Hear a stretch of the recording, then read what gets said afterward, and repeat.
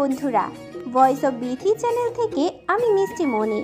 নিত্য নতুন রোমান্টিক ভালোবাসার গল্প পেতে আমাদের চ্যানেলটি সাবস্ক্রাইব করে পাশে থাকা বেল আইকনটি বাজিয়ে দেবেন। লাইক এবং কমেন্ট শেয়ার করতে ভুলবেন না। ধন্যবাদ। একটা ১৫ বছর বয়সের অবুঝ মেয়েকে যদি একটা রাজমহলে পাঠানো হয় একজন ৬০ বছর বয়সী প্যারালাইজড মহিলাকে দেখাশোনার জন্যে, তাহলে কথাটা শুনতে একটু অন্যরকম লাগে, তাই না? প্রথমত মাথায় চিন্তা আসে, এত ছোট বাচ্চা মেয়েটি কি পারবে বয়স্ক মহিলাটির তদারকি করতে? দ্বিতীয়ত, যাদের বিশাল রাজপ্রাসাদ পাহারা দিতেই শত বডিগার্ড লাগে সবসময়, তাহলে তারা কেন বিদেশি ডক্টরের পরামর্শ না নিয়ে সাধারণ একটা বাচ্চা মেয়েকে রাখছে বয়স্ক মহিলাকে দেখাশোনার জন্যে?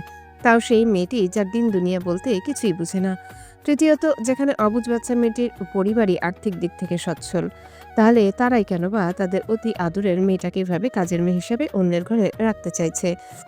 এত কেনর উত্তর হয়তো এই মুহূর্তে কেউ দিতে পারবে না, আর না দিতে পারবে এই অবুঝ মেয়েটির বাবা মা শফিকুল ইসলাম ও তার স্ত্রী রেহেনা ইসলাম। উত্তরটা হয়তো এই মুহূর্তে জানা নেই তাদের দুজনারই। তাই তীব্র অস্থিরতা ও ভয় সংযম করে খানবাড়ির ড্রয়িং রুমে সোফায় বসে আছে, নিজের মেয়ের হাতটি শক্ত করে চেপে ধরে। অপরাধহীনতায় শফিকুল ইসলাম ও রেহেনা ইসলাম একমাত্র আদরের মেয়েকে কোনোভাবেই রেখে যেতে মন বা নীতি মানতে চাইছে না, কিন্তু তারপরও মেয়েকে রেখে যেতে হবে। এতে ওনার ইচ্ছা থাকুক বা না থাকুক তাতে কিছু যায় আসে না পরিস্থিতির, কারণ তিনি মন ও নীতির কাছে অপরাধী হয়ে থাকলেও ধর্মের কাছে বাধা। শফিকুল ইসলাম কথাগুলো ভেবে চোখ তুলে তাকায় সামনের দিকে। শফিকুল ইসলামের ঠিক সামনে সোফায় একজন বয়স্ক লোক বসে আছে, ঠিক তার পাশে একজন প্যারালাইজড মহিলা হুইল চেয়ারে বসে আছে। কারো মুখে কোনো রূপ কথা নেই। এই মুহূর্তে খানবাড়ির ড্রয়িং রুমে পিনপিনে নীরবতা বিরাজ করছে। চারিপাশে কোনো রকম বডিগার্ড বা সার্ভেন্ট নেই, শুধু একজন সার্ভেন্ট মহিলা পাশে দাঁড়িয়ে আছে অবুঝ মেয়েটির জন্য। আরাফ খানের করা আদেশ, এই মুহূর্তে কেউ বাড়ির ভিতরে থাকতে পারবে না পরবর্তী আদেশ না পাওয়া পর্যন্ত। খানবাড়ির মালিক আরাফ খান ও ওনার স্ত্রী হেনা খান অনেকটা গুরুত্ব সহকারে বসে আছে শফিকুল ইসলাম পরিবারের সামনে। হেনা খান তার কাতর দৃষ্টিতে তাকিয়ে আছে অবুঝ মেয়েটির দিকে, আর যেন খুঁটিয়ে খুঁটিয়ে দেখছে মেয়েটিকে। হেনা খানের চোখ দুটো চকচক করছে, অশ্রু জলে যে কোনো সময় যেন বাঁধ ভাঙা কান্না লুটিয়ে পড়তে পারে। অবুঝ মেয়েটি বারবার নড়ে চড়ে উঠছে, আর এক চোখে একবার খান ভারী দিতে তো অন্যবার প্যারালাইজড মহিলা হেনা খানকে দেখছে। বাবা মার হাত ধরে বসে থাকলেও চোখে মুখে কৌতূহলতা ও চঞ্চলতা আষ্টে পৃষ্ঠে জড়িয়ে আছে মেয়েটির। বয়স্ক মহিলাটি হালকা ঘাড় বাঁকা করে সবার অগোচরে নিচের চোখের জল মুছে নিয়ে পাশের সার্ভেন্টকে ইশারা করে বলে মেয়েটিকে এখান থেকে নিয়ে যেতে ও কিছু খাবার দিতে। সার্ভেন্ট ইশারা মতো কাজ করে। মেয়েকে নিয়ে যেতে দীর্ঘ নিঃশ্বাস ফেলে শফিকুল ইসলাম। হঠাৎ করে শফিকুল ইসলাম নীরবতা ভেঙে সামনে তাকিয়ে বাবার বয়সী লোকটা মানে আরাফ খানকে উদ্দেশ্য করে বলে ওঠে, আমি জানি না কোনো বাবা তার মেয়ের সাথে এমনটা করে কি না, কিন্তু আমি করছি নিজের অবুঝ মেয়েটার সাথে। আমি নিজে বাবা হয়ে আজ অপরাধী হয়ে গেলাম নিজের মেয়ের কাছে সারা জীবনের জন্য। পরিস্থিতি আজ আমাকে বাধ্য করেছে। বাবা হয়ে নিজের মেয়েকে অন্ধকার জীবনে ফেলে দিয়ে যাচ্ছি। আজ এক বাবা বড্ড অসহায়, তাই আপনাদের কাছে রেখে যেতে হচ্ছে। নয়তো নিজের মেয়েকে এই অন্ধকার জীবনে কখনোই ফেলে যেতাম না। মরে যেতাম, কিন্তু নিজের মেয়ের জীবনটা এভাবে ধ্বংস হতে দিতাম না কখনোই মিস্টার খান। শফিকুল ইসলামের এমন কথায় মুহূর্তে ও পরিস্থিতি বেগ ঘটে। সামনে বসে থাকা বয়স্ক পুরুষ আরাফ খানের চেহারায় অনুতপ্ত চাপ স্পষ্ট ফুটে ওঠে, সেই সাথে অসহায় বোধ। আরাফ খান তাই আবেগ আপ্লুত হয়ে অসহায় প্রকাশ করে বলল, মিস্টার খান কেন বলছো শফিক? আমি তোমার আরাফ চাচা, তোমার বাবার বন্ধু। সব সত্যিটা তো তুমি জানো, তাই না? তাহলে এসব কেন বলছো? সত্যিটা জানি বলে তো ভয়টা বেশি আমার, আর বাবার বন্ধু বলেই তো আজ আমাকে ধর্মের বেড়া জালে খুব সহজে ফাঁসিয়ে দিলেন আপনারা। আজ আমি চুপ করে আছি ঠিকই, কিন্তু যেদিন আমার অবুঝ মেয়েটা বুঝতে শিখবে আর আমার সামনে দাঁড়িয়ে প্রশ্ন করতে জানবে, সেদিন আমি আর এই ধর্ম নীতি মানব না। সেদিন শুধু আমি বাবা হয়ে মেয়ের কথা শুনবো আর বুঝবো। সেদিনই আমার মেয়ে আপনাদের সাথে শেষ দিন হবে, আর এইখান বাড়ির শেষ মুহূর্ত। শফিকের এমন কথায় মুহূর্তে শীতল হয়ে যায় আরাফ খান ও তার স্ত্রী হেনা খান। শফিকের কথার পৃষ্ঠে কি জবাব দিবে সেটা এই মুহূর্তে বুঝতে না পারলেও হেনা খানের কাছে বরাবরই শফিকুলের উত্তর ছিল, তাই তিনি দ্রুত কণ্ঠে বলল, শফিক, তুমি কি আমাদের বিশ্বাস করতে পারছো না? আমরা আছি তো মায়ের পাশে, এবং সব সময় ছায়ার মতো থাকবো, ওয়াদা দিলাম। মায়া শুধু একা তোমার মেয়ে নয়, মায়ার সাথে আমাদেরও একটা সম্পর্ক আছে। সেটা তুমি নিশ্চয়ই ভুলে যাওনি শফিক। হেনা খানের কথায় মুহূর্তে নিচের দিকে তাকিয়ে তাচ্ছিল্য হাসে শফিকুল ইসলাম। কথাগুলো বরাবরই ওনার কাছে অর্থহীন, তাই ভনিতা ছাড়ে বলে ওঠে, রক্তের সম্পর্কের কাছে বাকি সব সম্পর্কই বৃথা হয়ে যায়। বরাবরই মিসেস খান, সেটা আপনিও জানেন, সেটা আমিও জানি। আপনি আপনার রক্তের জন্য আজ আমাকে এক অপরাধী বাবা বানালেন মেয়ের কাছে। কাল যখন আপনার রক্ত আপনার সামনে দাঁড়াবে আর আমার মেয়েকে মারতে, তখন পারবেন তো আমার মেয়েকে বাঁচাতে আপনার রক্তের হাত থেকে? শফিকুল ইসলাম এর এমন কথায় সাথে সাথে মুহূর্তে ভয়ে চমকে ওঠে আরাফ খান ও হেনা খান। কথাগুলো শুনতেই হেনা খানের চোখ টইটুম্বর হয় মুহূর্তেই। আরাফ খানের সাথে হেনা খানও শীতল হয়ে যায় শফিকুল ইসলামের এমন প্রশ্নে, যেন মুহূর্তে ভিতর থেকে নাড়িয়ে তুলে তাদের দুজনকেই। শফিকুল ইসলামের কথাগুলো সবটাই সত্য। যখন মায়া সত্যিটা প্রকাশ পাবে, তখন নিজের রক্তের হাত থেকে কিভাবে বাঁচাবে মায়াকে, তা এই মুহূর্তে জানা নেই হিনা খান ও আরাফ খানের। শুধু এতটা জানে, সব পরিস্থিতির মধ্যে হলেও মায়াকে তাদের চাই, দরকার হলে প্রত্যেকের বিরুদ্ধে চলে যাবে তারা। শক্ত হাতে পাশে থাকবে মায়ার, তারপরেও মায়াকে চাই এই খান বাড়িতে। আরাফ খান শান্ত চোখে তাকায় হিনা খানের দিকে, সেদিকে এক পলক দেখে নিয়ে শফিকুল ইসলামকে আশ্বস্ত দিয়ে বলল, এমন কিছুই হবে না শফিক, আমরা মায়ের পাশে আসি অভিভাবক হয়ে ছায়ের মতো। মায়া তোমার মেয়ে হলেও সে এখন খান পরিবারের একমাত্র বউ। আরাফ খানের কথায় সন্তুষ্ট হয়নি শফিকুল ইসলামের মন। তিনি উদ্বিগ্ন হয়ে অশান্ত মনে আবারও বলল, বউ নামক সত্যিটা যখন আমার সবার সামনে আসবে, তখন এর চেয়েও বেশি খারাপ কিছু হতে পারে মিস্টার খান। আমি তো সামান্যটা বলছি। তখন হয়তো পরিস্থিতি আমার হাতের বাইরে হতে পারে। তখন কি করবেন? আমার মেয়েকে বাঁচাতে পারবেন তো? আরাফ খান শফিকুলের কথার মানে বুঝতে পেরে দীর্ঘ নিঃশ্বাস ফেলে শক্ত কণ্ঠে বলল, অবশ্যই পারবো। আমরা আটকাবো পরিস্থিতিটাকে, সামলে নিব খান পরিবারের বউকে। শফিকুল ইসলাম আগের ন্যায় স্বাভাবিক কণ্ঠে অশান্ত মনে নিয়ে প্রশ্ন করে বলল, পারবেন তো আটকাতে? বিশ্বাস নেই আমাদের উপর শফিক তোমার? এটা আমার প্রশ্নের উত্তর নয় মিস্টার খান।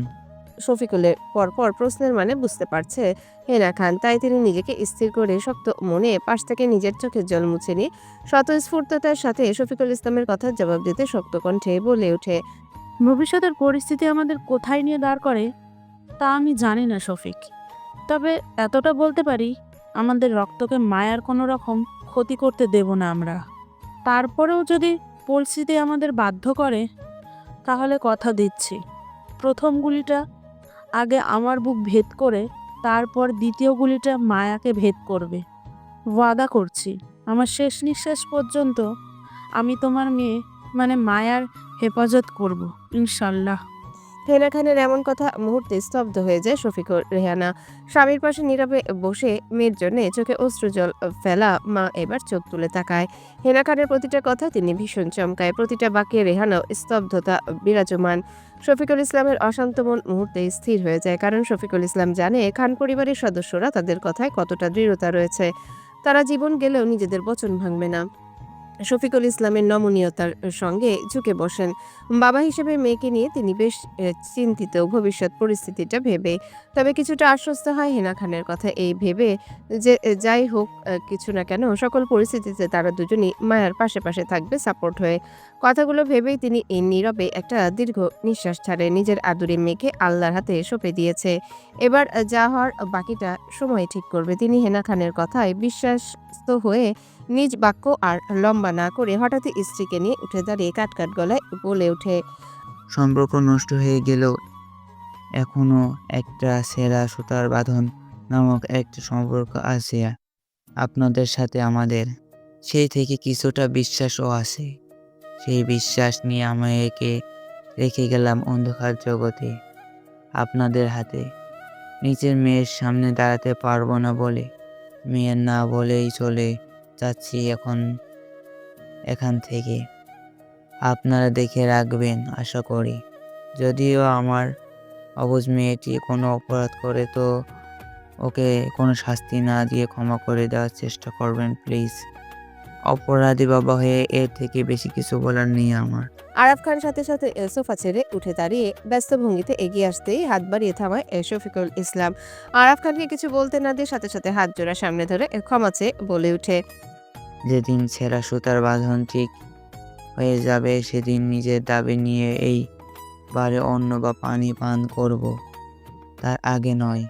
মিস্টার ও মিসেস খান, এখন আমাদের বিদায় দেন, আমরা আসি। কথা বলে আর এক মুহূর্ত না দাঁড়িয়ে মেয়ের অগোচর স্ত্রী রেহানার হাত ধরে খানবাড়ি থেকে বেরিয়ে যায়। রেহানা বেগম মেয়ের কষ্টে বারবার ফুপিয়ে ফুপিয়ে কেঁদে কেঁদে উঠছে, আর পিছনে ফিরে মেয়েকে একটা নজর দেখার চেষ্টা করছে, কিন্তু তারপরেও স্বামীর ভয়ে কিছু বলতে পারছে না। শুধু নীরবে কান্না করতে করতে স্বামীর সাথে যেতে থাকে। শফিকুল ইসলাম চলে যেতে সেদিকে তাকিয়ে দীর্ঘ নিঃশ্বাস ফেলে আরাফ খান। চেপে রাখা কান্নাটা মুহূর্তে বাদ ভাঙে হেনা খানের। স্ত্রী কান্নার শব্দ শুনে দ্রুত এগিয়ে আসে আরাফ খান। স্ত্রীর সামনে হাঁটু গেড়ে বসে পড়ে। হেনা খানের হাত দুটো নিজের হাতের মধ্যে নিয়ে শক্ত করে চেপে ধরতে হেনা খান ফুপিয়ে কাঁদতে কাঁদতে বলে ওঠে, তুমি দেখলে তো, আমাদের শফিক আমাদের সাথে ঠিক করে কথা পর্যন্ত বলেনি। ও তো সত্যিটা জানে, তাহলে ও কেন আমাদের সাথে এমন করছে তুমি বলো?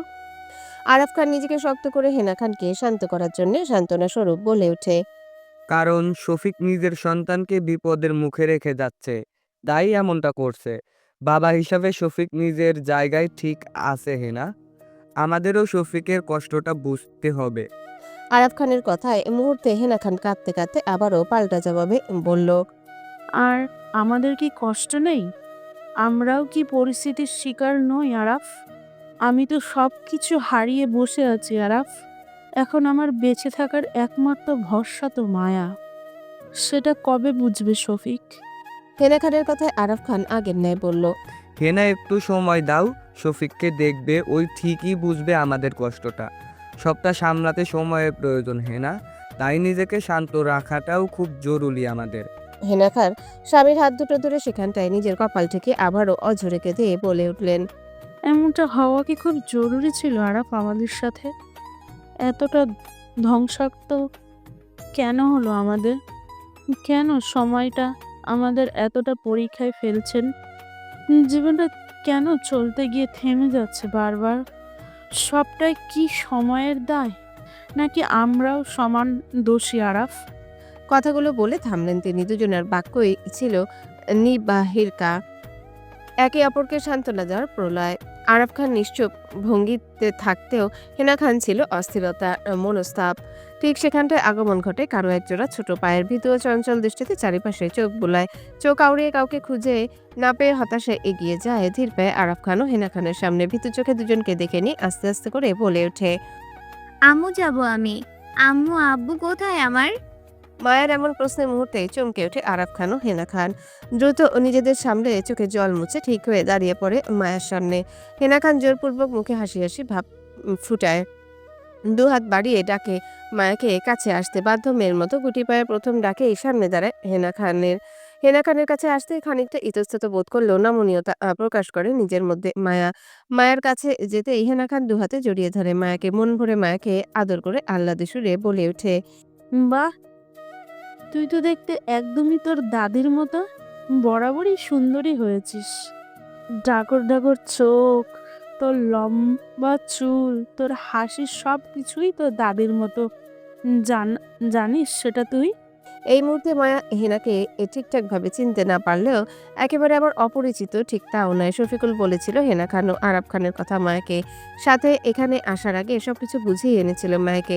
ছোট মাথায় কতটুকু বুঝেছে কে জানে, কিন্তু তার রেশ টেনেই মা এই মুহূর্তে নম্রতা প্রকাশ করছে হেনা খানের সামনে। তাই সেই সুবাদে হালকা পরিচিত মহিলার কথাগুলো শুনে বেশ একটা চমকাচ্ছে না মায়া। শুধু গোল গোল চোখে হেনা খানকে দেখছে। মায়াকে কিছু বলতে না দেখে আবারও হেনা খান হাসি হাসি ভাবে বলে ওঠে, কি কথা হবে না আমার সাথে বুঝি? শোন, আমি তোর দাদি হই, বুঝলি? জানিস তো, দাদিদের সাথে রাগ করতে বারণ যে সেটা। বেশি বেশি কথা বলতে হবে তোকে। মনে যেটা থাকবে সেটাই সব সময় মুখের বলিতে আওড়াতে হবে তোর, বুঝলি? চুপচাপ তো মেয়েটা থাকতে জানে না। হেনা খানের কথাগুলো বেশ একটা বোধগম্য হয়নি। মায়ার কান অব্দি পৌঁছালো, মায়ার সেটা মনোযোগী হয়নি, বরং মনোযোগ ছিল হেনা খানকে খুঁটিয়ে দেখার। তাই বিস্মিত গলায় বলল, দাদি হন আপনি আমার? সায় জানিয়ে বলল, হুম, আর আপনি নয়, তুমি করে বলবি তুই, কেমন? ওই যে ওনাকে দাদাজান বলে ডাকবি, উনি তোর দাদাজান হয়। মাথা নাড়িয়ে সম্মতি জানায় মায়া, বাধ্য মেনে নেয়। মায়াকে সায় জানাতে দেখে মুহূর্তে হালকা হাসেন আরাফ খান ও হেনা খান। বহু কষ্টের পরে এই হাসিটা যেন মুহূর্তে বুকের ভিতর শীতল হাওয়া বয়ে যায় তাদের দুজনারই। তাই হেনা খান হাসি মুখে মায়ের এক গালে হাত রেখে আবারও বলে ওঠে, ক্ষুধা পেয়েছে? আমার সোনামা কি কিছু খাবে এখন? Chocolate, ice cream? হুম। হেনা খান এতটা আদুরে ও ভালোবাসায় দেখে মায়া কিছুই বুঝতে পারে না যে হচ্ছেটা কি।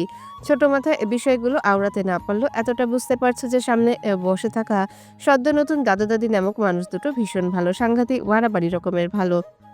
নয়তো কেউ কাজের মেয়েকে চকলেট আইসক্রিম খেতে দিবে সেই বিষয়ে অক্ষত।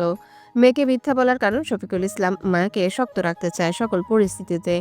বাবার কথার বিপরীতে কিছু হতে দেখলে মাথায় তাল পাকায় মায়া। খানিকটা কনফিউজ হয়ে পাল্টা প্রশ্ন করে বলে ওঠে, তোমরা কি কাজের মেয়েকে চকলেট আইসক্রিম দাও খেতে দাদি? মায়া আর কথায় কিঞ্চিত কপাল কুঁচকে আসে হেনা খানের।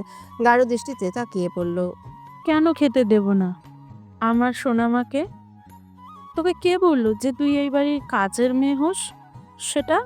অবুজ কণ্ঠে বলল, আব্বু, আমার আব্বু বলেছে আজ থেকে আমাকে এই বাড়িতে থেকে তোমাদের দেখাশোনা করতে হবে, সাথে তোমাকে ম্যাডাম আর তোমার বরকে স্যার বলতে হবে। তোমরা আমাকে যা খেতে দিবে তাই খেতে বলছে আব্বু। কোনো রূপ রাগারাগি করতে নিষিদ্ধ করেছে। তোমাদের কাছ থেকে কোনো কিছু খেতে চাওয়ার আবদার করতে নিষিদ্ধ করেছে। আব্বু বলেছে আমায় আব্বুকে ফোন করে জানাতে, আমার কোনো কিছুর প্রয়োজনে আব্বুকে বলতে, তিনি এনে দিবেন আমায়। কিন্তু তোমাদের কাছে আমি আবদার করলে নাকি আমার চাকরি থাকবে না।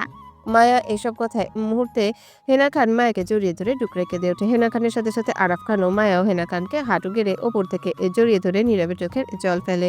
মায়ের বাবা শফিকুল ইসলাম যে মায়াকে মিথ্যা বলে এখানে থাকতে রাজি করেছে সেটা বুঝতে বাকি নেই কারো। অবুঝ মেয়েকে রাজি করানোর জন্য বলেছে মায়াকে এখানে চাকরি করলে তারা খেতে পারবে না, তো না খেয়ে থাকতে হবে। আর মায়া বাবার মার মিথ্যা কথায় বিশ্বাস করে এখানে আসতে রাজি হয়ে যায়। কিন্তু মায়ের চঞ্চলতা যেন ওদেরকে না জ্বালায়, তাই বাকি সব কথাগুলো বানিয়ে বলেছে। হেনা খান নিজেকে স্থির করার চেষ্টা করে মায়াকে সামনে দাঁড় করিয়ে আদেশস্বরূপ বলে ওঠে, কে কি তোকে বলেছে সেটা ভুলে যা মায়া। আমি যেটা বলছি সেটাই তুই আজ থেকে মানবি। আর এই বাড়িটা তোর, তাই তুই এই বাড়ির কাজের মেয়ে নয়, বরং তুই এই বাড়ির বউ। আমার একমাত্র নাতির একমাত্র বউ তুই, বুঝলি? মায়া বিস্ময়ে চোখ ছোট ছোট করে বলে ওঠে, বউ? বউ, আমার হৃদের পুতুল বউ। পাশ থেকে আরাফ খান মায়াকে টেনে নিজের দিকে ঘুরিয়ে হাসি মুখে বলে ওঠে, কি লেডি, কেমন লাগলো আমাদের বুড়ো বুড়িকে? কোনো সমস্যা হবে না তো আমাদের সাথে থাকতে? মায়া বিস্ময়ে মাথা নাড়ে, যার অর্থ কোনো সমস্যা হবে না। মায়াকে সায় জানাতে দেখে মুহূর্তে একগাল হাসে আরাফ খান ও হেনা খান।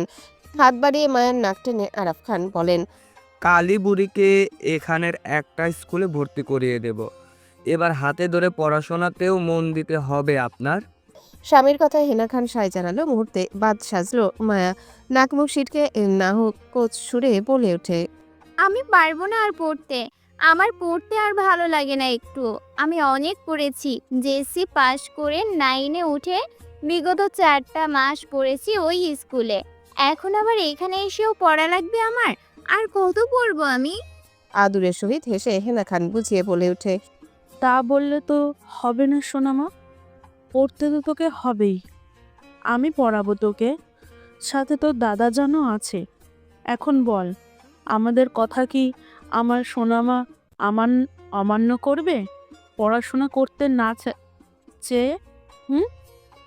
না। রাত দুটো কাটা টিকটিক করছে। আরব খান নিজের রুমে বারান্দায় দাঁড়িয়েছে। সারা রাত ভর ভেবেছিল পরিস্থিতির কথা, মায়ের কথা। সকালে তিনি নিজের স্ত্রী ও মায়ের পরিবারকে বুঝলেও নিজের মনকে কোনোভাবে বুঝাতে পারছে না। একদিকে নিজের দেওয়া ওয়াদা, তো অন্যদিকে নিজের স্ত্রী, সেই সাথে অবুঝ মায়ার সাথে খান পরিবারের বাকি সদস্যরা। কিভাবে সামাল দিবেন তিনি সবটা? হেনা খান নিজের রক্ত সম্পর্কে ভালোভাবে অবগত না থাকলেও আরব খান ঠিকই রন্ধ্রে রন্ধ্রে জানা আছে।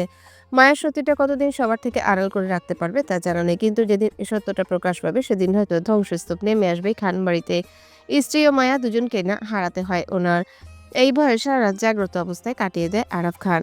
আজ ১ মাস পূর্ণ হলো মায়ার খান বাড়িতে। বিগত ১ মাসে মায়া এই খান পরিবারের সদস্যদের একজন হয়ে উঠেছে, যার মধ্যমণি মায়া। মায়াকে ঘিরে দিন পার হচ্ছে আপাতত হেনা খান ও আরাফ খানের। এরই মধ্যে মায়াকে নিজেদের স্কুলেও ভর্তি করিয়েছেন তারা। কিন্তু মায়ার পড়ালেখা নিয়ে নতুন নতুন সব পাগলামো উদ্ভব হচ্ছে দিনকা দিন। মায়াকে এক প্রকার বাধ্য করেই খান পরিবারের নিজের স্কুলে, বাংলা মিডিয়াম স্কুলে 9 এ ভর্তি করিয়ে দেন আরাফ খান। খান বাড়ি থেকে ৫-১০ মিনিটের রাস্তা মায়ার স্কুল। স্কুলে পৌঁছে দেওয়ার বিষয়টা পরে যথাযথভাবে ড্রাইভারের কাঁধে। কিন্তু এতেও বাদ সাধল মায়া, কিছুতে একা যাবে না স্কুলে। তাই সাদা স্কুল ড্রেস পরিহিত অবস্থায় এই মুহূর্তে ঘাপটি মেরে দাঁড়িয়ে আছে হেনা খানের সামনে। স্কুলে কিছুতে যাবে না বলে নতুন আবদার জুড়ে বসেছে, আর তার রেশ নিয়ে চোখে মুখে বিরক্তিতে ছিল কুচকানো, আর তার সহিত বলে উঠল, আমি আর একা একা স্কুলে যেতে পারবো না দাদি। হয় তুমি আমার সাথে স্কুলে চলো, নয়তো আমিও আর যাব না স্কুলে। তুই কি বলছিস? এই বয়সে তোর সাথে আমার স্কুল যেতে মায়া? হ্যাঁ, আমি যেতে পারলে তুমি কেন যেতে পারবে না দাদি? তোর আর আমার বয়স এক হলো যে আমি তোর সাথে গিয়ে স্কুলে বসে থাকবো? তুই কি এখন ছোট আছিস মায়া, যে হাত ধরে ধরে স্কুলে পাঠাবো আমি? আমি জানি না দাদি, আমি একা স্কুলে যেতে পারবো না, ব্যাস। আমার ভয় করে একা একা স্কুলে যেতে। ১ সপ্তাহ ধরে তুই স্কুলে যাচ্ছিস, তারপরেও তোর ভয় করে? ড্রাইভার নিয়ে যায়, আবার ড্রাইভার নিয়ে আসে, তাহলে তোর ভয়টা কোথায় শুনি? ঢপ মারছিস আমার সাথে পড়াচুরি করার জন্য? হ্যাঁ, নাক মুখ কুচকে বিরক্তি নিয়ে বলে ওঠে, আমি কিছু বললেই তোমার মনে হয় আমি পড়াচুরি করছি। এত ঘোর অপবাদ দাও তুমি আমাকে পড়াচুরি বলে, সেটা আমার সম্মানে লাগে দাদি। ছোট বলে তুমি আমার সম্মান নিয়ে টানাটানি করছো, অপবাদ দিচ্ছ বড় বড়। এতে আমি আহত হচ্ছি বড় বড়। তোমার এই বড় বড় ব্যাপারগুলো যদি আমি আমার ছোট ছোট মনে নিয়ে নিহত হয়, তাহলে সাংঘাতিক বড় বড় কাণ্ড হয়ে যাবে দাদি। এতে করে তুমি ফ্রিতে জেলে, সাথে আমিও কবরে। তাতে আমি তুমি দুজনেরই লস। এত এত লস নিয়ে কি আর চলা যায় দাদি, বলো? মায়ের পরপর কথা মুহূর্তেই চোখ বড় বড় করে তাকায় হেনা খান সহ বাড়ির সকল সার্ভেন্টরা। সামান্য পড়া বিষয়টাকে টেনে টুনে মায়া এত বড় লম্বা ইতিহাস বানিয়ে ফেলবে সেটা আপাতত কেউ ভাবেনি এই মুহূর্তে। মায়া আজ মাসখানেক ধরে খান বাড়িতে আছে। প্রথম প্রথম মাথা খানিকটা চুপচাপ থাকলেও দিন দিন মায়ের চঞ্চলতা প্রকাশ পাচ্ছে কথায় ও কাজে কর্মে। এতে কারো আপত্তি না থাকলেও মায়ের পড়ালেখা না করা নিয়ে ঘোর আপত্তি হেনা খানের। তিনি বিগত ১ সপ্তাহ ধরে মায়াকে নিজেদের বাংলা মিডিয়াম স্কুলে পাঠাচ্ছেন, কিন্তু আজ হুট করে জেদ ধরে বসে যে সে একা যাবে না স্কুলে। এবার কেন যাবে না কারণটা মায়া সবাইকে ঠিকঠাক বলতে চাচ্ছে না এই মুহূর্তে, কিন্তু হেনা খান মায়ের কথা খানিকটা অবাক করা সুরে বললেন, আমার সামান্য পড়াচুরি বলতে তোর সম্মানে লেগে গেল যে তুই সোজা আমাকে জেলে আর তোকে কবরে পাঠিয়ে দিচ্ছিস মায়া? সোজা সাপটা উত্তর। হুম। একদল স্কুল ছাত্রছাত্রীর সাথে স্কুলের গেট ধরে রাস্তার সামনে দাঁড়ায় মায়া। যে যার মতো করে স্কুল বাস অথবা নিজস্ব কারে চড়েছে বাসার উদ্দেশ্যে। এই মুহূর্তে মায়া তাই করতে চাইছে, কিন্তু বিপত্তি ঘটে অসময়ে স্কুল ছুটি হওয়া নিয়ে। কিছু কারণবশত টিফিন টাইমে ছুটি হয় মায়ার। দল বেঁধে ছাত্রছাত্রীরা স্কুল ছাড়তে ব্যস্ত। মায়া স্কুলের গেটের সামনে দাঁড়িয়ে স্থির দৃষ্টিতে তাকিয়ে থাকে নিজের সহপাঠীদের দিকে। সকলে ব্যস্ততার মাঝে দাঁড় করায় নিজেকে, উদ্দেশ্য ড্রাইভারের জন্য অপেক্ষা করা। ১০ মিনিট সময় নিয়ে এক এক করে সকল বাস ছুটে ছাত্রছাত্রীদের গন্তব্যের উদ্দেশ্যে। মায়া অপেক্ষা করে বিরক্তিতে হাতে থাকা ঘড়ির দিকে তাকিয়ে সময়টা দেখে নেয় ১০টা ৩৪ মিনিট। কাঠ পোড়া রোদ মাথার উপর। কপাল কুঁচকে নিজের ফেসের সামনে হাত রেখে ছায়া দিয়ে মাথার উপর সূর্যেরটা এক পলক দেখে নেয়। আশেপাশে চোখ বুলায়। চওড়া প্রশস্ত রাস্তাটিতে একেবারে নির্জন হয়ে আছে। আবাসিক এলাকা হওয়ায় রাস্তার পাশে বিশাল বহুল বাড়ি ছাড়া কিছুই চোখে পড়ছে না মায়ার। রাস্তা ধরে মাঝে মাঝে কার আসে যায় এদিক সেদিক। স্কুল গেটের সামনে কয়েকটি বড় বড় দোকান ছাড়া কিছুই নেই। ফুটপাত ধরে নেই কোনো ছোট ছোট দোকানপাট। মায়া এদিক সেদিকে আবারও চোখ বুলায় নিজের গাড়ির জন্যে। ড্রাইভার ৩টার দিকে মায়ের স্কুলে হাজির থাকে মায়াকে নেওয়ার জন্যে। যেহেতু মায়ের স্কুল ৪টায় ছুটি হয় সেই সুবাদে ১ ঘন্টা আগে চলে আসে ড্রাইভার মায়ের স্কুল মাঠে। কিন্তু আজ তো মায়ের স্কুল ২.৫ ঘন্টা আগে ছুটি হয়েছে। তাই মায়াকে বাধ্য হয়ে এই ২.৫ ঘন্টা স্কুল গেটের সামনে দাঁড়িয়ে থাকতে হবে। কথাটা ভাবতেই বিরক্তিতে অতিষ্ঠ হয়ে উঠেছে মায়া। সামনের রাস্তাটি এদিক সেদিক ২ দিক থেকেই প্রায় এক হওয়াতে বুঝতে পারছে না কোন দিকে খানবাড়ির রাস্তাটি। বিরক্তিতে আরও ১০ মিনিট সময় নিয়ে দাঁড়িয়ে উল্টো পথে হাঁটা ধরে আজ একা একাই চলে যাবে খানবাড়িতে। তবু ২.৫ ঘন্টা দাঁড়িয়ে থাকার প্রশ্নই ওঠে না এই কাঠ পোড়া রোদের মাঝে। মায়ার জানা মতে খানবাড়ির এখানেই আশেপাশে কোথাও আছে, শুধু খোঁজ নিলেই হবে। যেই ভাবা সেই কাজ। উল্টো রাস্তা ধরে হাঁটছে আর চারিপাশে চোখ বুলিয়ে খানবাড়ি খোঁজার চেষ্টা করছে। হাঁটতে হাঁটতে কতটা পথ অতিক্রম করেছে তা জানা নেই, কিন্তু চারিপাশে যখন সবকিছু বড্ড অচেনা অপরিচিত লাগছিল তখনই ছোট পাগুলো থেমে যায় মুহূর্তেই। চারিপাশে সবকিছু একই রকম এবং অপরিচিত মনে হয়। বুঝতে পারে সে উল্টো পথে হেঁটে এসেছে এতটা রাস্তা। তাই সাহসিকতার সাথে আবারও পিছন ফিরে সঠিক পথে হাঁটতে গিয়ে বুঝতে পারে মায়া শুধু বিপদে নয় মহাবিপদে পড়েছে এই মুহূর্তে। বাড়ি ফিরে যাওয়ার সকল রাস্তাটাই বন্ধ। ওর এতক্ষণ নিজেকে সাহসী নারী ভাবা মেয়েটিকে পর মুহূর্তেই রূপান্তরিত হয় ভীতিকর নারীতে। চমকে ওঠে মায়া, চোখ বড় বড় করে তাকায় সামনের রাস্তার দিকে। সামনে দুটো রাস্তা মোড় দেখা যাচ্ছে। এবার মায়া কোন রাস্তা ধরে এতটা রাস্তা হেঁটে এসেছে তাই তাল পাকিয়ে ফেলেছে এই মুহূর্তে। মাথায় রাগে দুঃখে ভয়ে মুহূর্তেই হাত পা ছড়িয়ে ছিটিয়ে কান্না করতে ইচ্ছা করছে মায়ার। এবার কি করবে সে, সেটা বুঝতে না পেরে কাঁদো কাঁদো হয়ে চারিপাশে চোখ বুলায় কারো কাছ থেকে হেল্প নেওয়ার জন্যে। কিন্তু আফসোস, দুপুরের এই অসময়ে হওয়ায় নির্জন এলাকায় আপাতত কাউকেই দেখতে পারছে না মায়া। শুধু কতগুলো গাড়ি রাস্তা ধরে সাই সাই করে চলে যাচ্ছে। উপায় না পেয়ে ভয়ে চোখ দুটো টলমল করে ওঠে মায়ার। পেছনে ফিরে চারিপাশে তাকায় কারো কাছ থেকে হেল্প নেওয়ার জন্যে, কিন্তু এবারও ভাগ্য সহায় হয়নি মায়ার। চারিপাশে কাউকে দেখতে না পেরে হতাশতায় টলমল চোখ দুটো যায় দূর রাস্তায় দাঁড়িয়ে থাকা কালো গাড়িটির উপর। কোনো দিক বিবেচনা না করে দৌড় লাগায় সেই দিকে। উদ্দেশ্য হেল্প চাওয়া, খানবাড়ি অবধি পৌঁছানোর জন্যে। মায়া দৌড়ে কালো গাড়িটার সামনে দাঁড়াতেই চোখে পড়ে একটা ২৩-২৪ বছরের ছেলেকে, যে গাড়ির সামনের ডিস্কের উপর উঠে বসে হেলিয়ে শুয়ে আছে গাড়িতে। নিজের কপালে একটা হাত ঠেকানো, অন্য হাতটি ছড়িয়ে রাখা গাড়ির উপরে। একটা পা ঝুলন্ত অবস্থায় নিচের দিকে থাকলেও অন্য পাটি গাড়ির উপর তুলে ভাঁজ করে রাখা।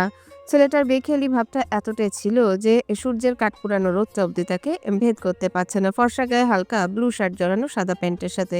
মায়া প্রাণপণ দৌড়ে এসে দাঁড়ায় কালো গাড়িটির সামনে। হাঁটুতে দু হাত রেখে ভর দিয়ে হাঁপাতে হাঁপাতে ছেলেটিকে উদ্দেশ্য করে বলে ওঠে, আমি বাসায় যাব, আমাকে নিয়ে চলুন। মায়ার এমন অধিকারবোধ বাক্যে টনক নড়ে ছেলেটির। হঠাৎ কানে মেলি কণ্ঠে আসতেই মনোযোগ ভস্ম হয় তার। আস্তে করে কপাল থেকে হাতটা সরিয়ে সামনের দিকে তাকাতে চোখে পড়ল একটা স্কুল পড়ুয়া মেয়েকে। হালকা কপাল কুচিয়ে মেয়েটাকে এক পলক দেখে আবারও টান টান হয়ে শুয়ে পড়ে আগের ন্যায় ছেলেটি। মায়া ছেলেটির কোনো রূপ ভাবান্তর না দেখে পুনরায় আবারও হাঁপাতে হাঁপাতে বলে ওঠে, কি হলো, উঠুন। আপনি আবার শুয়ে পড়ছেন কেন? আমি বাসায় যাব, আমাকে দিয়ে আসুন প্লিজ। কথাগুলো বলে সোজা হয়ে দাঁড়ায় মায়া। ছেলেটা মায়ের পরপর অধিকার বোধের কথা এবার খানিকটা বিরক্তি নিয়ে উঠে বসে গাড়ির উপর পা ঝুলিয়ে গাড়িতে বসে বিরক্তি দৃষ্টি ফেলে মায়ের উপর। চোখ বুলায় মায়ের দিকে। মায়ের পরনে ধবধবে সাদা স্কুল ড্রেস, গলায় আইডি কার্ড, মাথায় স্কুল ক্যাপ, মুখে মাস্ক, পায়ে সাদা স্কুল শুজ, বাম হাতে কালো ফিতার ঘড়ি, কোমরের নিচ অব্দি চুলগুলো বেনি করে দুই সাইডে দেওয়া, কাঁধে স্কুল ব্যাগ ঝুলানো। ছেলেটি মায়াকে এক পলক পর্যবেক্ষণ করে নিয়ে কপাল কুঁচকে প্রশ্ন করে বলে ওঠে, You think I'm a driver? ছেলেটার কথায় মুহূর্তে মায়া নিজের মাথা নাড়িয়ে অসম্মতি জানায়, যার অর্থ সে ছেলেটিকে এই মুহূর্তে ড্রাইভার মনে করছে না। মায়ার মাথা নাড়ানোতে আরো খানিকটা কপাল কুঁচকে আসে ছেলেটির। মায়া আসলে কি বলতে চাচ্ছে সেটা বোঝার চেষ্টা করে গাঢ় দৃষ্টিতে তাকায় সেদিকে। মায়া ছেলেটির দিকে তাকিয়ে বিনীত সুরে আস্তে করে বলে ওঠে, স্কুল থেকে বের হয়ে আমি বাড়ির রাস্তা ভুলে গেছি ভাইয়া। কোন দিক থেকে এসেছি সেই রাস্তাটাও ভুলে গেছি। না স্কুলে ফিরতে পারছি আর না বাড়িতে যেতে পারছি। আমি হারিয়ে গেছি ভাইয়া। বাসার কারো জানা নেই আমি হারিয়ে গেছি সেটা। প্লিজ ভাইয়া, আমাকে দিয়ে আসুন না বাসায় প্লিজ। মায়ের কথাগুলোতে নিজের অসহায়ত্বটা প্রকাশ পাচ্ছে। ছেলেটি মায়ের কথা যেন আরো বিরক্ত হয়। বিরক্তিতে আশেপাশে চোখ বুড়ে দেখার চেষ্টা করে কেউ আছে কিনা মায়াকে সাহায্য করার জন্য, কিন্তু দুপুরের এই অসময়ে কাউকে দেখতে না পেয়ে আবারও চোখ ঘুরিয়ে তাকায় মায়ের দিকে। কপাল কুঁচকে বলে ওঠে, বাসায় ফোন দাও। আমার ফোন নেই ভাইয়া। মায়ের কথায় ঠিকঠাক বিশ্বাস হয়নি ছেলেটার। কপাল কুঁচকে মায়াকে দেখে নিয়ে নিজের পকেট থেকে ফোনটা বের করে এগিয়ে দেয় মায়ের দিকে। মায়া খুশিতে লাফিয়ে ওঠে, সাথে সাথে ফোনটা হাতে নিয়ে টাইপ করে হেনা খানের নাম্বার। ডায়াল করার জন্য ক্লিক করতেই ফোনের স্ক্রিনে ঝলমলে নামে ভেসে ওঠে দাদিমা। ফোনের স্ক্রিনে সেভ করা ঝলমলে দাদিমা নামটা দেখেও ঠিকঠাক কিছু বুঝতে পারেনি বিষয়টা মায়া, কিন্তু পরপর 2-3 বার রিং হওয়ার পরও যখন কলটা রিসিভ হয়নি, হতাশা ব্যর্থ হয়ে ফোনটা এগিয়ে দেয় ছেলেটার দিকে। ক্ষুণ্ণ মনে আস্তে করে বলে ওঠে, দাদি ফোন রিসিভ করছে না ভাইয়া। মায়ের এমন কথায় ছেলেটা এবার সত্যি সত্যি বেশ বিরক্তি প্রকাশ করে চোখে মুখে। এই অসময়ে হুট করে এমন ঝামেলায় জড়াবে বুঝতে পারেনি ছেলেটা। এই মুহূর্তে মাকে ভীষণ রকমের ঝামেলা মনে হচ্ছে তার। নিজের গাড়িটি অসময়ে খারাপ হয়ে যাওয়ায় এখানে থামতে হয় তাকে।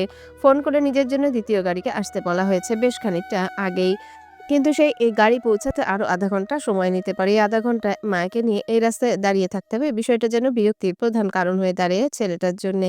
তাই বিরক্তিতে লাফিয়ে নেমে দাঁড়ায় গাড়ির উপর থেকে। মায়ার সামনে দাঁড়িয়ে ফোনটা হাতে নিয়ে শান্ত কণ্ঠে বলে ওঠে, বাসা কোথায়? এই এরিয়াতেই। কত নম্বর বাড়ির?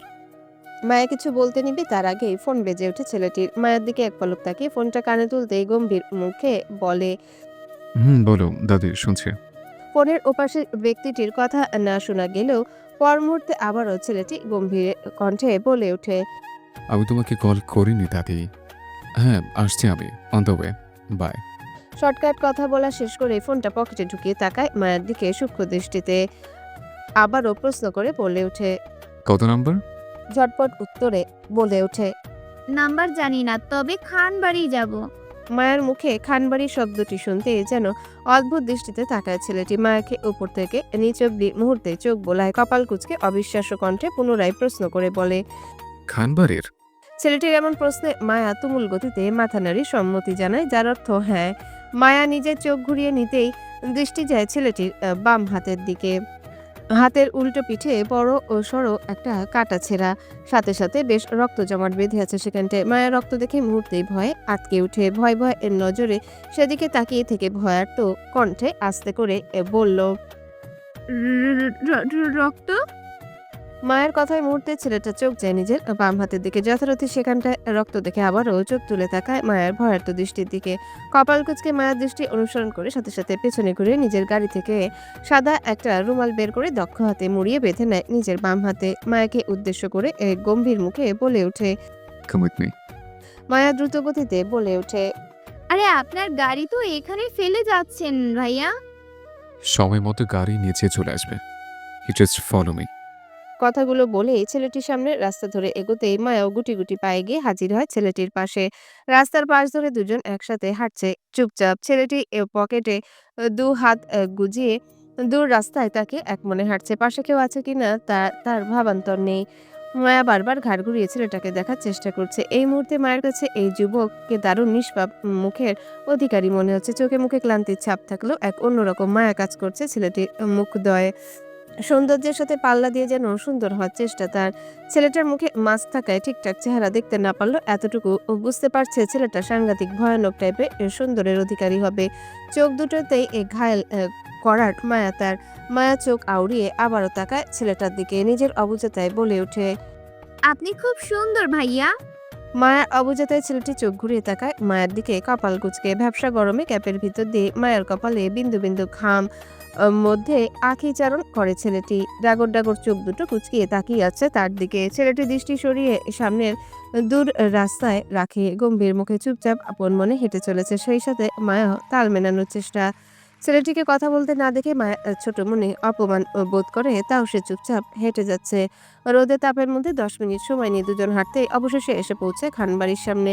চোখের সামনে মায়া খানবাড়ির গেট দেখেই লাফিয়ে ওঠে খুশিতে। চাঞ্চল্যতার সহিত বলে ওঠে, ইয়াহু, এই তো এসে পড়েছি আমরা ভাইয়া। এইটাই আমার বাড়ি। আপনাকে অসংখ্য অসংখ্য ধন্যবাদ। কথাগুলো বলেই মায়া দৌড়ে কয়েক কদম এগিয়ে যায় বাড়ির দিকে, ছেলেটিকে পিছনে ফেলে। কিন্তু হঠাৎ কিছু একটা মনে করতে আবারও দৌড়ে এসে দাঁড়ায় ছেলেটির সামনে। কৃতজ্ঞতার সহিত আবারও বলে ওঠে, আমাকে বাড়িতে পৌঁছে দেওয়ার জন্য অসংখ্য ধন্যবাদ ভাইয়া। এবার আপনি চলে যান আপনার গাড়ির কাছে। আর মায়ার বাকি কথাগুলো না শুনেই ছেলেটা মায়ার পাশ কাটিয়ে চলে যেতে থাকে খানবাড়ির গেটের সামনে। মায়া বোকার মতো তাকিয়ে থাকে ছেলেটার যাওয়ার দিকে, কোনো কিছু না বুঝে আবারও দৌড় লাগায় ছেলেটির উদ্দেশ্যে। ছেলেটির পাশে দাঁড়িয়ে কৌতূহলী চোখে তাকিয়ে বলে ওঠে। আপনিও কি আমার সাথে যাবেন নাকি ভাইয়া? মায়ার কথায় ঘাড় ঘুরিয়ে তাকায় ছেলেটি। অপরিচিত মেয়ের সম্পর্কে ঠিকঠাক জানা না থাকায় এবার বেশ কৌতূহল নিজের মধ্যে জন্মায়। তাই মায়ার প্রশ্নের কোনো উত্তর না দিয়ে পাল্টা প্রশ্ন করে কপাল কুঁচকে। ওই শিওর এই বাড়িটাই? ছেলেটির অদ্ভুত কথার মানে মায়া বুঝতে না পারলেও আবারও সম্মতি জানায় ছেলেটিকে, যার অর্থ সে এই বাড়িতে থাকে। ছেলেটি মায়ার মাথা নাড়ানো দেখে কাল বিলম্ব না করে সাথে সাথে সামনের দিকে তাকে হেঁটে খানবাড়ির বিশাল গেট ধরে ভিতরে প্রবেশ করতে করতে আবারও মায়াকে প্রশ্ন করে বলে। কতদিন ধরে আছে এ বাড়িতে? সোজাসাপটা উত্তরে জানায়। 1 মাস। আগের ন্যায় গম্ভীর কণ্ঠে বলে ওঠে। খানবাড়ির সাথে সম্পর্ক? ছেলেটার এমন কথায় মুহূর্তে মায়া সরল মনে সোজাসাপটা উত্তরে গড়গড় করে বলে ওঠে। এই বাড়ির আদর্শ গুরুজন আমার দাদা শ্বশুর, আর তার ছেলে আমার শ্বশুর। তার একমাত্র গুণধর ছেলের একমাত্র বউ হলাম আমি এই বাড়ির। মায়ের এমন কথায় মুহূর্তে পা দুটো থেমে যায়। না ছেলেটার চমকে উঠে পাশ ফিরে মায়ের দিকে তাকায় অবিশ্বাস্য কণ্ঠে বলে ওঠে। আমার বউ? ছেলেটার কথা ও দৃষ্টি উপেক্ষা করে মায়া দৌড়ে গেট ধরে ভেতরে প্রবেশ করতে গেটে দাঁড়িয়ে থাকা দুজন দারোয়ানের মধ্যে বয়স্ক দারোয়ানটি মায়াকে দেখে এগিয়ে এসে দ্রুত বলে ওঠে। ছোট আপামনি, আপনি আজ একা একা স্কুল থেকে বাসায় আইছেন কেমনে? ডর করে নাই আপনার? যাইবার তো যাইতো, হ্যাঁ? আপনারে এহেন স্কুল থেকে আনার লাইগা? তাহলে আপনি বাকি কথাগুলো শেষ করার আগেই চোখ যায় গেটের সামনে দাঁড়িয়ে থাকা ছেলেটির দিকে। বিস্ময়কর দৃষ্টিতে কপাল কুঁচকে তাকিয়ে আছে তাদের দিকে। ছেলেটিকে দেখে বয়স্ক দারোয়ানটি সাথে সাথে জড়সড় হয়ে দাঁড়িয়ে লম্বা সালামের সহিত বলে ওঠে। আসসালামু আলাইকুম ছোট স্যার। ছেলেটি চোখ তুলে তাকায় বয়স্ক দারোয়ানের দিকে। কপাল কুঁচকে আবারও চোখ ঘুরায় মেয়েটার দিকে। সদ্য নিজের বউয়ের পরিচয় দেওয়া মেয়েটি যে খানবাড়ির প্রতিটা সদস্যর সাথে বেশ সখ্যতাভাবে জমে আছে তাই বুঝতে বেগ হয়নি ছেলেটার। কিন্তু মেয়েটি তার বউ, এই বিষয়টিও যেন আরও কৌতূহলের কারণ হচ্ছে তার। মেয়েটি কি তাহলে তাকে মিথ্যা বলছে? পিচ্ছি মেয়েটি বউয়ের পরিচয় দিবে কেন? তার কি কোথাও কোনো ভুল হচ্ছে মেয়েটিকে চিনতে? তবে সে এতটা নিশ্চিত হয় বয়স্ক দারোয়ানের কথায় যে অপরিচিত মেয়েটি খানবাড়িতে থাকে। সবটা বুঝার জন্য শান্ত ভঙ্গিতে আগের ন্যায় নিজের দুহাত পকেটে ভরে সামনে আগায়। মায়া দারোয়ানের কথার উত্তরে হাসি হাসি হয়ে জানায় আজ স্কুল তাড়াতাড়ি ছুটি হওয়ায় সে একাই ফিরেছে বাড়িতে। বয়স্ক দারোয়ানটি সামনে ছেলেটিকে দেখে আমতা আমতা করে নিজের মাথা নাড়িয়ে সায় জানায় মায়াকে। মায়া তৎক্ষণাৎ হাত নাড়িয়ে বয়স্ক দারোয়ানের থেকে বিদায় নিয়ে দৌড়ে বাগানের রাস্তা ধরে এগিয়ে যায় বাড়ির ভিতরের উদ্দেশ্যে।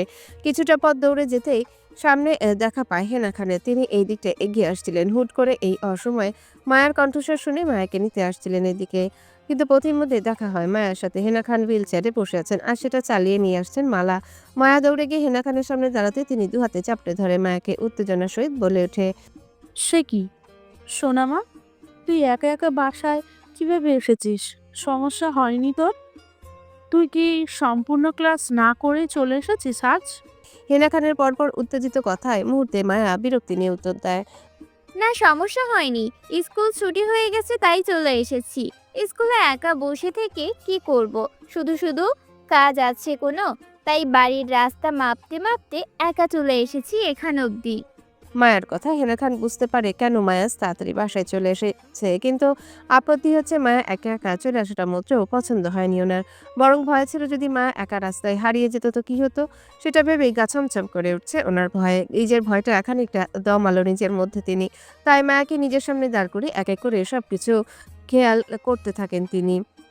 মায়ার স্কুল ব্যাগ, মাথার ক্যাপ, মুখের মাস্ক, গলার আইডি কার্ড খুলে তুলে দেয় পাশে দাঁড়িয়ে থাকা মালার হাতে। হাত বাড়িয়ে নিজের শাড়ির আঁচল দিয়ে মায়ের ঘরমাক্ত মুখ ভালো করে মুছতে মুছতে খানিকটা রাগী কণ্ঠে বলেন। একা একা বাসায় আসতে গেলি কেন তুই? ড্রাইভার কি যেত না তোকে আনতে? হ্যাঁ, আজকে যদি ঠিকঠাক বাসায় চিনতে না পেরে হারিয়ে যেতিস, তাহলে তোর দাদাভাই আর আমি কতটা টেনশনে থাকতাম তোকে নিয়ে সে ধারণা আছে তোর? সব কিছুতে পাগলামো না করলেই হয় না তোর? হেনা খানের পরপর কথায় মুহূর্তে আহত হয় মায়ের ছোট মন। সে তো ঠিকঠাক বাসায় চলেই এসছে, তাহলে এতটা কথা শোনানোর কোনো মানে হয় না? হয় না, মোটেও হয় না। মায়া সেই ক্ষুণ্ণ মনের রেশ ধরে যুক্তিকতা দেখিয়ে বলে ওঠে হেনা খানকে। দাদি তুমি চাও আমি এখন 2.5 ঘন্টা স্কুল গেটের সামনে দাঁড়িয়ে দাঁড়িয়ে দারোয়ানের পদবি টানতে? তোমার এই মনোরম ধারণা যদি আমাদের স্কুল গেটের দারোয়ান দাদু শুনে, তাহলে নিশ্চিত হাত পা ছড়িয়ে ছিটিয়ে গড়াগড়ি করে কান্না বিলাপ করবে মাঠে উপর, এই ভেবে যে তুমি ওনার ভাত মারার চেষ্টা চালাচ্ছ আমাকে দিয়ে। আহা, বেচারা স্কুল দাদু বুঝি শেষ বয়সে এসে তোমার দ্বারা এত বড় সর্বনাশ হলো তার। তুমি তো এখন সর্বনাশী দাদি হয়ে গেলা। দাদিমা, দাদাজান জানে সেটা? মায়ার পরপর যুক্তির কথায় মুহূর্তে হতভম্ব হয়ে যায় হেনা খান ও মালা। মায়া সিরিয়াস পরিস্থিতিতেও যে যুক্তি খুঁজে খুঁজে অযৌক্তিক ব্যাখ্যা দিবে সেটা বুঝতে পারেনি তারা। তাই তিনি হতবাক হয়ে বলে ওঠেন, তোরা আমি কইছি যুক্তি দিতে? আমার সামান্য কথাকে টেনে ইতিহাস রচনা করলি, আর শেষ পর্যন্ত তোর সেই ইতিহাসে তুই আমাকে সর্বনাশী দাদির চরিত্রে বসায়া দিলি মায়া। মায়া সোজাসাপটা উত্তরে তীক্ষ্ণ দৃষ্টিতে তাকা হেনা খান। তিনি বুঝতে পারছেন মায়ের সাথে রেগে কথা বললে মায়ের আবারও অযৌক্তিক ব্যাখ্যা দিবে ওনাকে। তাই তিনি নিজেকে শান্ত করে মায়ের গাল ছুঁয়ে আদর করে মিহিসুরে বললেন, আচ্ছা, মানলাম তোর কথা, কিন্তু তুই বল দেখি, আমার সোনামাটা যদি আজ একা একা বাসায় না আসতে পেরে কোথাও হারিয়ে যেত, তাহলে কি আমরা তার কষ্টের কান্নায় বিলাপ করতাম না বুঝি? এটা কি ঠিক হয়েছে সোনামা? কাউকে কিছু না বলে একা একা বাসায় চলে আসাটা। হেনা খানের কথায় মুহূর্তেই অপরাধবোধ কাজ করে মায়ের নিজের মাঝে। একা চলে আসাটা বোধহয় ঠিক হয়নি ভেবে অপরাধী কণ্ঠে বলে ওঠে, সরি দাদি, আমার মনে ছিল না তোমাদের কথা। এরপর থেকে এমনটা আর করব না আমি। দারোয়ান দাদুর সাথেই বসে থাকবো আমি গেটের সামনে, তবু আর একা আসবো না বাসায়। কিন্তু তুমি জানো, আজকে বাসায় আসার সময় না আমি রাস্তা হারিয়ে গিয়েছিলাম, কিন্তু একটা ভালো ভাইয়া আমাকে বাড়ি অবধি পৌঁছে দিয়েছে। ওই যে ওই ভাইয়াটা, পিছনের ছেলেটিকে হাতের ইশারায় দেখালো মায়া, আমাকে নিয়ে এসেছে বাড়িতে। মায়ার হাতের দৃষ্টি অনুসরণ করে হেনা খান কপাল কুঁচকে পেছনের দিকে তাকাতেই চমকে ওঠে, সাথে সাথে বলে ওঠে, রিত তুই? হেনা খানের কথায় মুহূর্তে মায়া চমকে ওঠে। মনে পড়ে হেনা খানের বলা প্রথম দিনের কথা, হৃদের বউ সে। তাহলে কি এই সেই হৃদ যে মায়ার স্বামী? কৌতূহল বসে চটজলদি প্রশ্ন করে ফেলে মায়া। বলে ওঠে, উনি কি আমার স্বামী দাদি? নিজের উত্তেজনায় মায়ের কথা কানে না তুলে অজানা ভয়ে সাথে সাথে মায়াকে টেনে জাপটে জড়িয়ে ধরে নিজের মাঝে হেনা খান। মায়ের মাথা নিজের বুকে চেপে ধরে তাকায় হৃদের দিকে ভয়ে। হেনা খানের হঠাৎ এমন কাণ্ড মায়া বুঝতে না পেরে বুক থেকে মাথা উঠাতে চাইলে সাথে সাথে বাধা দেয় হেনা খান। শক্ত করে চেপে ধরে নিজের মাঝে এমন একটা ভাব যেন মায়াকে ছেড়ে দিলে হৃদ কেড়ে নিয়ে যাবে মায়াকে ওনার কাছ থেকে। অখ্যাত মায়া কিছুই বুঝতে না পেরে হেনা খানের মুখে মাথা রাখা অবস্থায় তাকায় সামনে ছেলেটার দিকে। সাথে সাথে চোখাচোখি হয় দুজন, আর ছেলেটা বিস্ময়ে তাকিয়ে আছে মায়ের দিকে। ছেলেটার মায়াবী চোখ জোড়া স্থির মায়ের ঘুমন্ত মুখমণ্ডলে। ছেলেটার অপলক দৃষ্টিতে তাকিয়ে থাকার মধ্যে দিয়ে ধ্যান ভাঙে হেনা খানের কথায়। রিত, কবে এসেছিস দেশে? হৃদের বিশেষ একটা ভাবান্তর হলো না, পলক্ষীন দৃষ্টিতে তাকিয়েছে নিজের অখ্যাত বউয়ের দিকে। হৃদ চিনতে পারে নিজের বাল্যকালের বউটিকে। হারিয়ে যাওয়া বউটি যে হুট করে এই গ্রীষ্মকালের ভ্যাবসা কাঠফাটা রোদে আবারও দেখা হয়ে যাবে ভাবতে পারেনি সে। হৃদ চমকিত, অতিরিক্ত শকে পাথর মূর্তি হয়ে গেছে। আপাতত রিয়েক্ট করতে ভুলে গেছে, জমে আছে জায়গায়। তাই শুধু বিস্ময়ে তাকিয়ে আছে মায়ার দিকে। তার হুট করে জানা পিচ্ছি বউটি আজ বেশ বড়সড় হয়ে গেছে। শরীরে বেশ পরিবর্তনও ঘটেছে, তবে চোখে মুখে বাচ্চা বাচ্চা ভাবটাও রয়েছে বেশ। হৃদ এতক্ষণ নীরব দর্শকের মতো নিজের দাদি ও মায়ের কথাগুলো শুনছিল। সে হতবাক হয়েছিল যখন নিজের দাদি মায়াকে এতটা আদুরে আঁকড়ে রাখছিল। বুঝতে চেষ্টা করছিল আদৌ কি মায়া তাকে সত্যি কথা বলেছিল নিজের বইয়ের পরিচয় দিয়ে। কিন্তু নিজের দাদির সখ্যতা ভালোবাসা প্রমাণ করছে মায়ার সাথে এই খানবাড়ির গভীর সম্পর্ক রয়েছে। হৃদ বুঝতে পারে তখন যখন মায়ের ঘুমন্ত লাল চেহারাটি তার চোখের সামনে দৃশ্যমান হয়। মুহূর্তে স্তব্ধ নির্বাক হয়ে শুধু তাকিয়েছিল মায়ের দিকে, যার দেশ এখনো অবধি কাটাতে পারেনি সে। হেনা খান হৃদের দৃষ্টি অনুসরণ করে মায়ের দিকে তাকিয়ে আরো এক ধাপ ভয়ে আটকে ওঠে। এই বুঝি হৃদ মায়ার সত্যিটা জানতে পেরে মায়াকে আঘাত করে বসবে, নয়তো কেড়ে নিবে মায়াকে হেনা খানের কাছ থেকে। তিনি নিজেকে স্থির করতে চায়, সবটা বুঝতে চায়, কারণ হৃদ তো মায়া সম্পর্কে কিছুই জানে না। সে তো মাত্র ফিরেছে বাসায়। হেনা খান কথাগুলো ভেবেই স্বস্তির নিঃশ্বাস ফেলে। নিজেকে সংযম করে চোখ তুলে আবারও তাকায় হৃদের দিকে, কারণ হিনা খানের ধারণা হৃদ মায়া সত্যি সম্পর্কে অবগত নয়। কারণ হৃদ আজ 2 বছর পর খানবাড়িতে ফিরেছেন দেশের বাইরে থেকে, তাও আবার মায়াকে সঙ্গে করে নিয়ে। হৃদ আজ বাসায় ফিরবে সেই ধারণা ছিল ওনার। কিছুক্ষণ আগে হৃদের বাংলাদেশি ফোন নাম্বার থেকে ফোন এসেছিল ওনার কাছে, তাই বুঝতে পেরেছিল হৃদ বাংলাদেশে আছে, কিন্তু দুজন যে একসঙ্গে বাসায় ফিরবে সেটা মোটেও আশা করেননি তিনি। তবে হেনা খানের জানা নেই হৃদের ফোন থেকে কলটি হৃদ নয় বরং মায়া করেছিল ওনাকে। হেনা খান স্বস্তির হন। কোনো বিপদে আশঙ্কা না থাকে মায়াকে দাঁড় করায় নিজের বুকের থেকে। এই মুহূর্তে তিনি হৃদকে সময় দিতে চায়, তাই মায়াকে হৃদের সামনে রাখতে চায় না। হৃদ দুর্দান্ত তীক্ষ্ণ মাইন্ডের, কারণ হৃদের মুখ প্রয়ে দৃষ্টি চলে বরাবরই বেশি। তাই হৃদ মায়াকে লক্ষ্য করে বুঝতে পারে কোনো কারণে মায়া তার বাল্যকালের বউ, তাহলে নিশ্চিত নিজের বাবা মায়ের মরার দায়ে মায়াকেও মেরে ফেলবে নিমিষেই। হেনা খান বাড়াবাড়ি রকমের কিছুই চান না, তাই তিনি নীরবে মায়াকে উদ্দেশ্য করে বলে ওঠে, মালার সাথে রুমে যা, তুই গৃহে ফ্রেশ হয়ে নে যা। হেনা খানের কথা মায়ের কান অব্দি পৌঁছালো, মস্তিষ্ক সেটা ধরে রাখতে পারেনি, কারণ মায়ের মাথায় হৃদ নামক শব্দটি ঘুরছে এই মুহূর্তে। হেনা খান বলেছিল মায়া হৃদের বউ, আর এই মুহূর্তে হৃদ নামক মানুষটি মায়ের সামনে দাঁড়িয়ে আছে, যাকে সে ভালো ভাইয়া বলে সম্বোধন করেছে এতক্ষণ। তাহলে কি ভালো ভাইয়াই মায়ের হৃদ স্বামী? বিষয়টি মাথায় বারবার আওড়ায় মায়া, জানার জন্য নিজের কৌতূহলটা আরো গাঢ় হয়। তাই এবার নিজের একটা আঙ্গুল তাক করে হৃদকে দেখে হেনা খানকে প্রশ্ন করে বলে ওঠে, দাদি বলো না, এই ভালো ভাইয়াটা কি আমার স্বামী? মায়ার কথার মানে বুঝতে পেরে হেনা খান ঝটপট চোখ ঘুরিয়ে তাকায় হৃদের দিকে।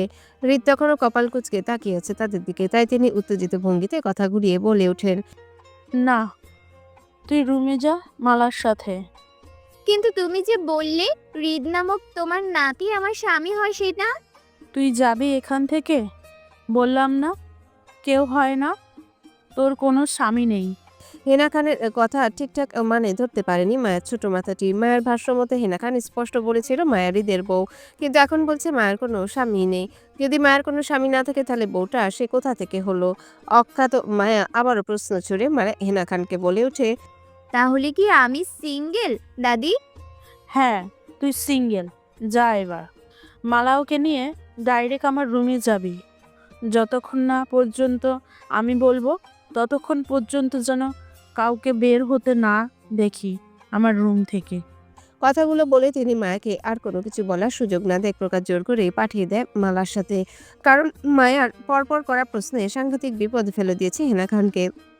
তিনি খানিকটা হাঁসফাঁস করে হৃদের সামনে, কিন্তু নিজের বিচক্ষণতায় বুদ্ধি দিয়ে মুহূর্তে ঠোঁট প্রসারিত করে হাসেন তিনি। পরিস্থিতি স্বাভাবিক করার জন্য হাসি মুখে হৃদকে উদ্দেশ্য করে বলে ওঠে, আমার সোনা বাবা তো বলল না সে কবে ফিরেছে দেশে? সে কি এবার আমাদের সাথে কিছুদিন থাকবে, নাকি আবার পাড়ি জমাবে পরদেশে? হৃদের স্থির দুটো চোখ ছিল মায়ার যাওয়ার দিকে। নিজের দাদির কথা কানে আসতে চোখ ঘুরিয়ে তাকায় সেদিকে। দাদির হাসির মুখ দেখে গম্ভীর কণ্ঠে বলল, দেশে ফিরে হয়েছে আরো 2 দিন আগে দাদি। এবার যাওয়াটা নিশ্চিত বলতে না পারলেও কিছুদিন থাকাটা নিশ্চিত বলতে পারছি দাদি। বাগান দাদু, আমিও পানি দিব তোমার সাথে। আমাকে দাও তোমার হাতের পাইপটা। মায়ের এমন কথা বাগানের মালি পেছনে ঘুরে তাকায় মায়ের দিকে। ঘুম জড়ানো চোখে মুখে দাঁড়িয়ে আছে মায়া। সকালের ঘুমের রেশ এখনো কাটেনি মায়ের। রোজকার মতো ঘুম থেকে উঠেই বাগানে চলে আসে মালির সাথে পানি দিতে। এখন 5টা 19 বাজে। পূর্ব আকাশে এখনো সূর্যটা ওঠেনি, তবে চারিপাশটা অন্ধকার। আধার কাটিয়ে আকাশ উজ্জ্বল হয়ে উঠছে। খানবাড়িতে আসার পর থেকে মায়ের অভ্যাস হয়ে উঠেছে বাগানে পানি দেওয়া, তাই আজও কিছুর ব্যতিক্রম হয়নি। বাগানের মালিক বাগান দাদু বলেই সম্বোধন করে মায়া। দুজনের মধ্যে বেশ ভাব জমে উঠেছে এই কয়েকদিনে। অর্ধবয়স্ক লোকটি হাসি মুখে মায়ের দিকে পানির পাইপটি এগিয়ে দিতে মায়া সেটি নিয়ে আপন মনে পানি দিতে দিতে বয়স্ক লোকটির উদ্দেশ্যে বলে ওঠে, বাগান দাদু, তুমি যে বলেছিলে একদিন তোমার মেয়ে বাচ্চা হবে, হয়েছে বাচ্চা তোমার মেয়ের? না আপামনি, এখনো হয়েছে না, সময় লাগবে আরো অনেক। বাগানের মালির কথায় সন্তুষ্ট হয় মায়া, তাই গাছে পানি দিতে দিতে পুনরায় আবারও প্রশ্ন করে বলে ওঠে, বাগান দাদু, তুমিও তো আমার মতো ব্রাহ্মণবাড়িয়ার মানুষ, তাই না? কিন্তু তোমার বউ হলো রাজশাহীর। তাহলে এত দূরে তোমাদের প্রেম, বিয়ে আর বাচ্চা কাচ্চা কিভাবে হলো তোমার? বলো তো আমায় শুনি। মায়ার বিবৃতকর প্রশ্নে মুহূর্তে হালকা ইতস্তত বোধ করে বয়স্ক মালিটি। তিনি বোকা হেসে কিছু বলতে যাবে তার আগে পিছন থেকে বলে উঠল কেউ, আপনাকে কেন বলবে শুনি? অন্যের বাচ্চা কাছে হওনি আপনার এত ইন্টারেস্ট কেন ম্যাডাম? কি করবেন শুনে? অন্য প্রেম বিয়ে সম্পর্কে? হুম? মায়া চমকে উঠে পাশে তাকাতেই চোখ পড়ে হৃদকে। স্ট্রং হয়ে দাঁড়িয়ে থাকা অবস্থায় গায়ে হাফ হাতা কালো টি শার্ট, নিচে কালো ট্রাউজার, সাথে হাত দুটো পকেটে পুরা। হৃদের ঘাল করা চোখ দুটো মায়ের দিকে স্থির করা। কাল দুপুরে হৃদের মুখে মাছ থাকায় মায়া হৃদের পুরো ফেস দেখতে না পারলে অসম্ভব মায়াবী চোখ দুটো দেখেছিল হৃদের। এই মুহূর্তে হৃদের সম্পূর্ণ ফেস দেখতে পারলো সে। হৃদকে চিনতে পেরে মায়া হা হয়ে তাকিয়ে থাকে হৃদের মুখশ্রীতে। চলমান পানির পাইপটা হাতে চেপে রেখে হৃদ মায়ের দৃষ্টি বুঝতে পেরে পাকা হাসে মুহূর্তে। চোখ ঘুরে পাশে দাঁড়িয়ে থাকা মালিকে ইশারায় বুঝে এখান থেকে চলে যেতে। হৃদের কথা অনুযায়ী মালি চলে যায় সেখান থেকে। হৃদ আবারও স্থির দৃষ্টিতে চোখ বুলায় মায়ার দিকে। মায়ার পরনে গাঢ় বেগুনি রঙের লং ফ্রক পরা, পায়ে সেম কালারের পাথরের পায়াল পরা, দুহাত মুঠো ভর্তি বেগুনি রেশমি চুড়ি, চোখে মুখে হালকা ঘুম চড়ানো ভাব, লম্বা চুলগুলো একটা বেনি করে এক পাশে দেওয়া। ছোট হওয়ায় মায়ের গায়ে কোনোরূপ ওড়না নেই। আর এই ওড়না নেই বিষয়টি লক্ষ্য করতে এই মুহূর্তে কপাল কুঁচকে আসে হৃদের। মায়েকে হৃদের কাছে খুব ছোট বলে মনে হচ্ছে না যে ওড়না ছাড়া চলবে। সদ্য যৌবনে পা রেখে ভাব মনে হচ্ছে। শারীরিক পরিবর্তনটাও খুব ভালো করে বোঝা যাচ্ছে। তাহলে ওড়না ছাড়া এমন করে চলাফেরার মানেটা বুঝতে পারছে না হৃদ। বাসার গার্ড থেকে শুরু করে সার্ভেন্ট রয়েছে অর্ধ শতাধিকের উপর, যারা প্রতিনিয়ত খান বাড়িতে আসা যাওয়া করে। তারা সবাই তো ছেলে মানুষ। তাহলে তাদের সামনে মায়ের এমন বেখেয়ালি ভাবটা গ্রহণযোগ্য মনে হচ্ছে না হৃদের কাছে। তারপরও মায়ের দিকে তাকিয়ে আগের নয় কপাল কুঁচকে বলে ওঠে, কি ম্যাডাম, বললেন না তো অন্য প্রেম বিয়ে বাচ্চা কাছে হওয়া নিয়ে আপনার এত ইন্টারেস্ট কেন? খুব তাড়াতাড়ি বড় হয়েছে নাকি আরো কিছু আছে? হুম? হৃদের কথায় ধ্যান ভাঙে মায়ের। হৃদ থেকে নিজের দৃষ্টি সরিয়ে নিচের দিকে তাকায় অপরাধীর ন্যায়। হাতে থাকা চলন্ত পানির পাইপটা শক্ত করে চেপে ধরে মুষ্টির ভিতর। হাঁসফাঁস করে মুহূর্তে। হৃদকে ভয় পাচ্ছে এমন নয়, মায়ার ছোট মনের অজানা অস্থিরতা জেঁকে বসেছে। কাল হৃদ সম্পর্কে অবগত ছিল না, কিন্তু আজ আছে। হৃদ খানবাড়ির ছেলে, আরাফ খানের নাতি, সেটা জানে মায়া। সাথে এতটাও জানে হৃদ মায়ার স্বামী নয়। হৃদ স্বামী না হওয়ায় বেশ আহত হয়েছিল মায়ার মন, কিন্তু সেহেনা খানকে বলেনি আহত মনের কথা, নীরবে চেপে গেছে। কাল হৃদকে বেশ কয়েকবার লক্ষ্য করেছিল অবুঝ মায়া। মায়ার দেখায় সুঠাম বলিষ্ঠ দেহের অধিকারী শ্রেষ্ঠতম সুন্দর পুরুষ হচ্ছে হৃদ। এই মুহূর্তে হৃদের ফর্সা গায়ে কালো ড্রেস আপ পেয়ে কতটা মারাত্মক ভয়ানক সুন্দর টাইপের সুন্দর লাগছে সেটা কাকে বুঝাবে মায়া। কালো সুন্দর লেগেছিল মায়ার কাছে, তাই তো শুধু ড্যাব ড্যাব করে তাকিয়েছিল হৃদের মুখশ্রীতে। পরে যখন জানতে পারে হৃদ এই বাড়ির ছেলে, তখন মায়ার এক মুহূর্তের জন্য মনে হয়েছিল হৃদ বুঝি মায়ার স্বামী। কিন্তু পর মুহূর্তেই হেনা খানের কাট কাট গলায় জানায় মায়ের কোনো স্বামী নেই, সে সিঙ্গেল। মায়ের হুট করে সিঙ্গেল হওয়াটা গভীর শোকাহত করেছিল তাকে। মায়ের ছোট মস্তিষ্কে বারবার জানান দেয়, ইস, এই সুন্দর পুরুষটা যদি তার স্বামী হতো তাহলে খুব কি বেশি ক্ষতি হতো। পাওয়া না পাওয়ার বেদনা নিয়ে এত এত অস্থিরতা ভর করে মায়ের ছোট্ট মস্তিষ্কে হৃদের জন্য। তাছাড়া কালকে শোকাহত ভাবটা আজ কাটিয়ে উঠতে হুট করে আবারও হাজির হয় হৃদ মায়ের সামনে। আবারও মাথা নাড়িয়ে উঠে কালকে আহত ভাবটা। হৃদকে নিজের সামনে দেখতে পেয়ে কেমন একটা জড়তা সংকট সেটিয়ে নুইয়ে যাচ্ছে মায়া। অবাধ্য মায়া মুহূর্তে বাধ্য মেয়েতে পরিণত হয়েছে। চুপচাপ দাঁড়িয়ে পড়ে হৃদের সামনে। কাল হৃদের সামনে মায়া যতটা চঞ্চলতার সহিত কথাবার্তা বলেছিল, আগ বাড়িয়ে আজ যেন তা কিছুই পারছে না করতে। মায়ার চঞ্চলতা যেন মুহূর্তে একরাশ গোধূলির আলোয় ধামাচাপা পড়ে বাধ্য শান্তশিষ্ট মেয়েতে রূপান্তরিত করে হৃদের সামনে। চঞ্চল বুলিগুলো দলা পাখি এঁটে যায় মায়ার গলকণ্ডের কর্ণকুহরে। হয়তো এই মুহূর্তে মায়া হৃদকে আশা করেনি, না হৃদের করা প্রশ্নগুলো আশা করেছিল। সে তো কৌতূহল বসে মালিকে এমনি এমনি কথাগুলো বলেছিল কথার ছলে। তাহলে হৃদ কেন এমনটা করে বলছে তাকে? মায়া আবারও চোখ তুলে তাকায়। মুহূর্তে চোখাচোখি হয় দুজনার। হৃদের গভীর দৃষ্টির অর্ণলে হারায় মায়ের ছোট মন। হৃদের দৃষ্টিতে গভীরতা মাপতে না পারলেও হৃদের চোখ দাদানোর সৌন্দর্যের বিমোহিত হয় মায়ের মন প্রাণ চোখ। অবুঝ মায়া আবারও হা হয়ে তাকিয়ে থাকে হৃদের মুখশ্রীতে, আটকে পড়ে হৃদের মাঝে। হৃদ মায়ের দৃষ্টিতে নিজের দৃষ্টি স্থির করে। নিজের করা প্রশ্ন পাল্টে জানতে চায় মায়া সম্পর্কে। চোখ বুলি আবারও মায়াকে দেখে নেয় উপর থেকে নিচ পর্যন্ত। মায়ের গায়ে ওড়না না থাকায় অনাকাঙ্ক্ষিত ভাবে মায়ের শরীরে অনাকাঙ্ক্ষিত জায়গায় চোখ পড়তে মুহূর্তে খানিকটা কেঁপে ওঠে হৃদের বুক। সঙ্গে সঙ্গে নিজের দৃষ্টি ছড়িয়ে পাশে তাকায় সে। তার জীবনে বিগত 24 বছরের প্রথম এমনটা হচ্ছে যে কোনো মেয়ের সামান্য দর্শনে বুক কেঁপে কেঁপে উঠছে তার। হৃদ নিজের জীবনে বেশিরভাগ সময় দেশের বাহিরে কাটিয়েছে, এখনও কাটাচ্ছে। কাজের সূত্রে ভিন্ন দেশের মাসের পর মাস থাকা হয় তার সেখানটায়। ভিন দেশে নারী মানেই অর্ধ উলঙ্গ, প্রায় সময় তাদের পুরো উলঙ্গ দেখা যায়। কই তখন তো তাদের দেখে বুক কাঁপেনি হৃদের। তাহলে আজ পিচি মেয়েটাকে ওড়না ছাড়া দেখাতে তার বুক কেন কাঁপছে? পিচি মেয়েটি তার বউ বলে নাকি অন্য কিছুর জন্যে? হৃদ কথাগুলো মনে মনে আউড়িয়ে পুনরায় ঘাড় ঘুরিয়ে সামনে তাকায় মায়ার চোখে নিজের দৃষ্টি স্থির করে। নিজের করা প্রশ্ন পাল্টে মায়া সম্পর্কে জানতে শান্ত কণ্ঠে বলে, বয়স কত? হৃদের হুটহাট প্রশ্নে থমথমে খেয়ে যায় মায়া। বিস্ময়ে তাকিয়ে থাকে, আস্তে করে বলে, আমার? হুম। আগের ন্যায় বলে ওঠে। জি 15। মায়ার উত্তরে মুহূর্তেই কপাল কুঁচকে আসে হৃদের তীক্ষ্ণ দৃষ্টিতে তাকিয়ে বলে। এত কম? মায়ার হৃদের আনমনে অস্পষ্ট সুরের কথাটা ঠিকঠাক শুনতে না পেরে প্রশ্নবোধক দৃষ্টিতে তাকিয়ে বলে ওঠে। জি ভাইয়া। হৃদ মায়ের কথায় মনোযোগী না হয়ে নিজের মতো আবারও প্রশ্ন করে শান্ত কণ্ঠে বলে। কোন ক্লাস? 9-এ পড়ছি। মায়ার সহজ সরল জবানবন্দিতে মুহূর্তে হৃদ একটা ভ্রু উঁচু করে বলে ওঠে। সামনে তো পরীক্ষা মনে হয়। এই অসময়ে তোমাকে 9-এ ভর্তি করালো কে? মায়া আস্তে করে মিহি সুরে বলল। দাদাজান পড়িয়েছেন ওনার স্কুলে। আরও 7 মাস পর 9-এর ফাইনাল পরীক্ষা আমার। আমাদের বাড়ির এলাকার স্কুলে পড়েছি আমি 9-এ 4 মাস। এখানে এসেছি 1 মাস হয়েছে। মোট 5 মাসের পিছুটান পড়েছে আমার।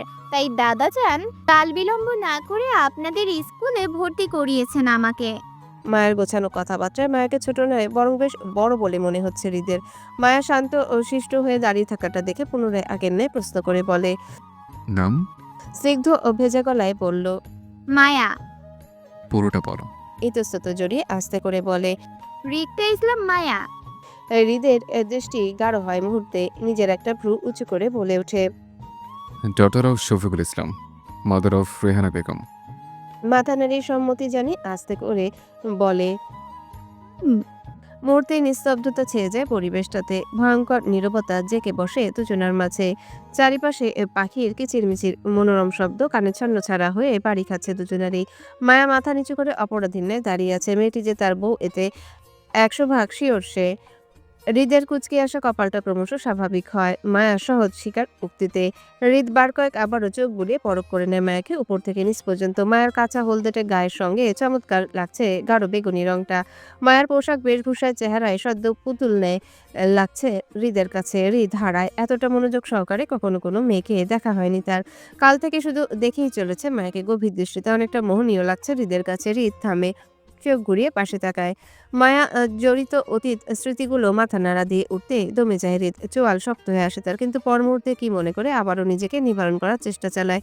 বার কয়েক বুক ফুলিয়ে শ্বাস নিয়ে নিজেকে শান্ত করে। কাল থেকে মায়া বারবার হুটহাট সামনে চলে আসাতে হৃদের কোথায় যেন একটা গিয়ে ভীষণভাবে লাগছে, গভীরভাবে লাগছে। হৃদ চোখ আউড়িয়ে আবারও তাকায় মায়ের মুখশ্রীতে। শান্ত চোখে মায়াকে কিছুক্ষণ দেখে নিয়ে শান্ত কণ্ঠে বলে। ভিতরে যাও। হৃদের কথায় মায়া বাধ্য মেনে নেয় সম্মতি জানিয়ে মাথা নিচু করে সামনের দিকে পা বাড়িয়ে কয়েক কদম এগিয়ে যেতে পিছন থেকে হৃদ আবারও বলে ওঠে। আজ থেকে ওড়না ছাড়া রুম থেকে বের হওয়ার নিষিদ্ধ তোমার জন্য। মায়া পেছনে ঘুরে তাকায় হৃদের দিকে। সাথে সাথে চোখাচোখি হয় দুজনার। মায়া চোখ নামিয়ে নিচের দিকে তাকিয়ে আবারও বাধ্য মেনে নেয় মাথা নাড়িয়ে সম্মতি জানিয়ে নিচু স্বরে বলে। জি ভাইয়া। হৃদ খানিকটা সময় নিয়ে মায়ার দিকে তাকিয়ে থেকে বলে। যাও। হুম। সকাল 8:45। ডাইনিং চেয়ারে পা ঝুলিয়ে বসে আছে মায়া। চুপচাপ বসে আছে তা নয়, নিজের নাস্তা খাচ্ছে চঞ্চল ভঙ্গিতে। মায়ের পাশে চেয়ারটায় বসে আছে হেনা খান। দায়িত্ব সহকারে নিজের হাতে মায়ের মুখে নাস্তা তুলে দিচ্ছেন একের পর এক। মায়াকে একেবারে স্কুলের জন্য রেডি করে এনেছেন তিনি। তার ঠিক সামনে আরাফ খান বসে আছে ডাইনিং এ নাস্তা করার জন্য।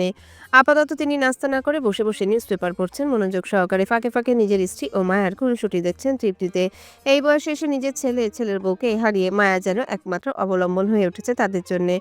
মায়াকে ঘিরে এখন তাদের দিনটা পার হয়। হৃদকে দেশেই পাওয়া যায় না, কখন দেশে আসে আবার কখন চলে যায় সেটাও ঠিকঠাক জানায় না হৃদ। হৃদের সম্পর্কে সবকিছু অজানা রহস্যের মতো ধোঁয়াশোয়া রাখে সে নিজেই। বছরে 2-1 বার দেখা মেলে তার। হৃদ বাংলাদেশে আসেও তার নিজের কাজের সূত্রে, কিন্তু খানবাড়িতে আসে না। খুব বেশি প্রয়োজনে নিজের দাদাদিকে দেখতে আসে অর্ধবার খানবাড়িতে। 1-2 দিন থেকে আবারও চলে যায় নিজ গন্তব্যে। তবে সবসময় ফোনে যোগাযোগ হয় হৃদের সাথে তাদের। খানবাড়ির বিজনেস কোম্পানি আরাফ খানের সাথে সাথে হৃদও দেখাশোনা করে সবটা। তবে সেটা দেশের বাহির থেকে। অফিসে উপস্থিত থাকা ছাড়া বাকি সবটাই নিজের হাতে ম্যানেজ করে হৃদ। বাংলাদেশের তাদের মেন অফিস ও শাখাগুলোতে আরাফ খান থাকলে দেশের বাহিরেরগুলোতে হৃদের প্রাধান্যটাই সবটা। কাল হৃদ বাসায় এসেছে সেটা তিনি কাল দুপুরে শুনেছেন। স্ত্রীর মুখে ফোন করে জানিয়েছিলেন তাকে। হৃদের বাড়ি ফেরাতে খুশি হয়ে তিনিও অফিসের সকল কাজ ছেড়ে চলে এসেছিল বাড়িতে হৃদের সাথে সময় কাটাবে বলে। মনে মনে স্থির করেন হৃদ যতদিন খানবাড়িতে থাকবে তিনিও ততদিন বাড়িতেই থাকবে হৃদের সাথে। কোনোরূপ অফিসে যাবেন না। হৃদ বাড়িতে থাকলে খানবাড়ির সবাই একসঙ্গে নাস্তা করে হৃদের সাথে আলাদা সময় কাটানোর জন্য। আজও তার ব্যতিক্রম হচ্ছে না কিছুতেই। ডাইনিংয়ে বসে থেকেও নাস্তা করছেন না তিনি, বরং হৃদের জন্য অপেক্ষা করছে। হৃদ আসলে একসঙ্গে নাস্তা করবেন তারা। মায়ের স্কুলে তাড়া থাকায় হেনা খান আগে বাড়িয়ে মায়াকে নাস্তা করিয়ে দিচ্ছেন নিজের হাতে। মায়া একবার নাকচ করেছে তো হেনা খান চোখ রাঙিয়ে শাসিয়ে খাবার খাওয়াচ্ছেন মায়াকে। আর সেটাই তৃপ্তি নিয়ে দেখছেন আরাফ খান নিউজ পেপার পড়ার ফাঁকে ফাঁকে। বহু বছর পর যেন খানবাড়িতে সুখ নামক শব্দটি দেখতে পাচ্ছেন তিনি মায়ের মধ্য দিয়ে। আরাফ খান বুক ভরা শান্তির নিঃশ্বাস ফেলেন নীরবে। ঠোঁটে চমৎকার মোলায়েম হাসি রেখে আবারও নিউজ পেপারে মুখ ডুবাতে সামনে থেকে কেউ চেয়ার টেনে বসে ডাইনিংয়ে। সাথে সাথে চোখ তুলে সেদিকে তাকায় আরাফ খান সহ হেনা খান ও মায়া। মুহূর্তেই চোখে পড়ে হৃদের গম্ভীর মুখ। আরাফ খান হেসে হাতের নিউজ পেপারটা পাশে রাখতে রাখতে হৃদকে উদ্দেশ্য করে বলেন, গুড মর্নিং ইয়াং ম্যান। গম্ভীর মুখে বলে ওঠে।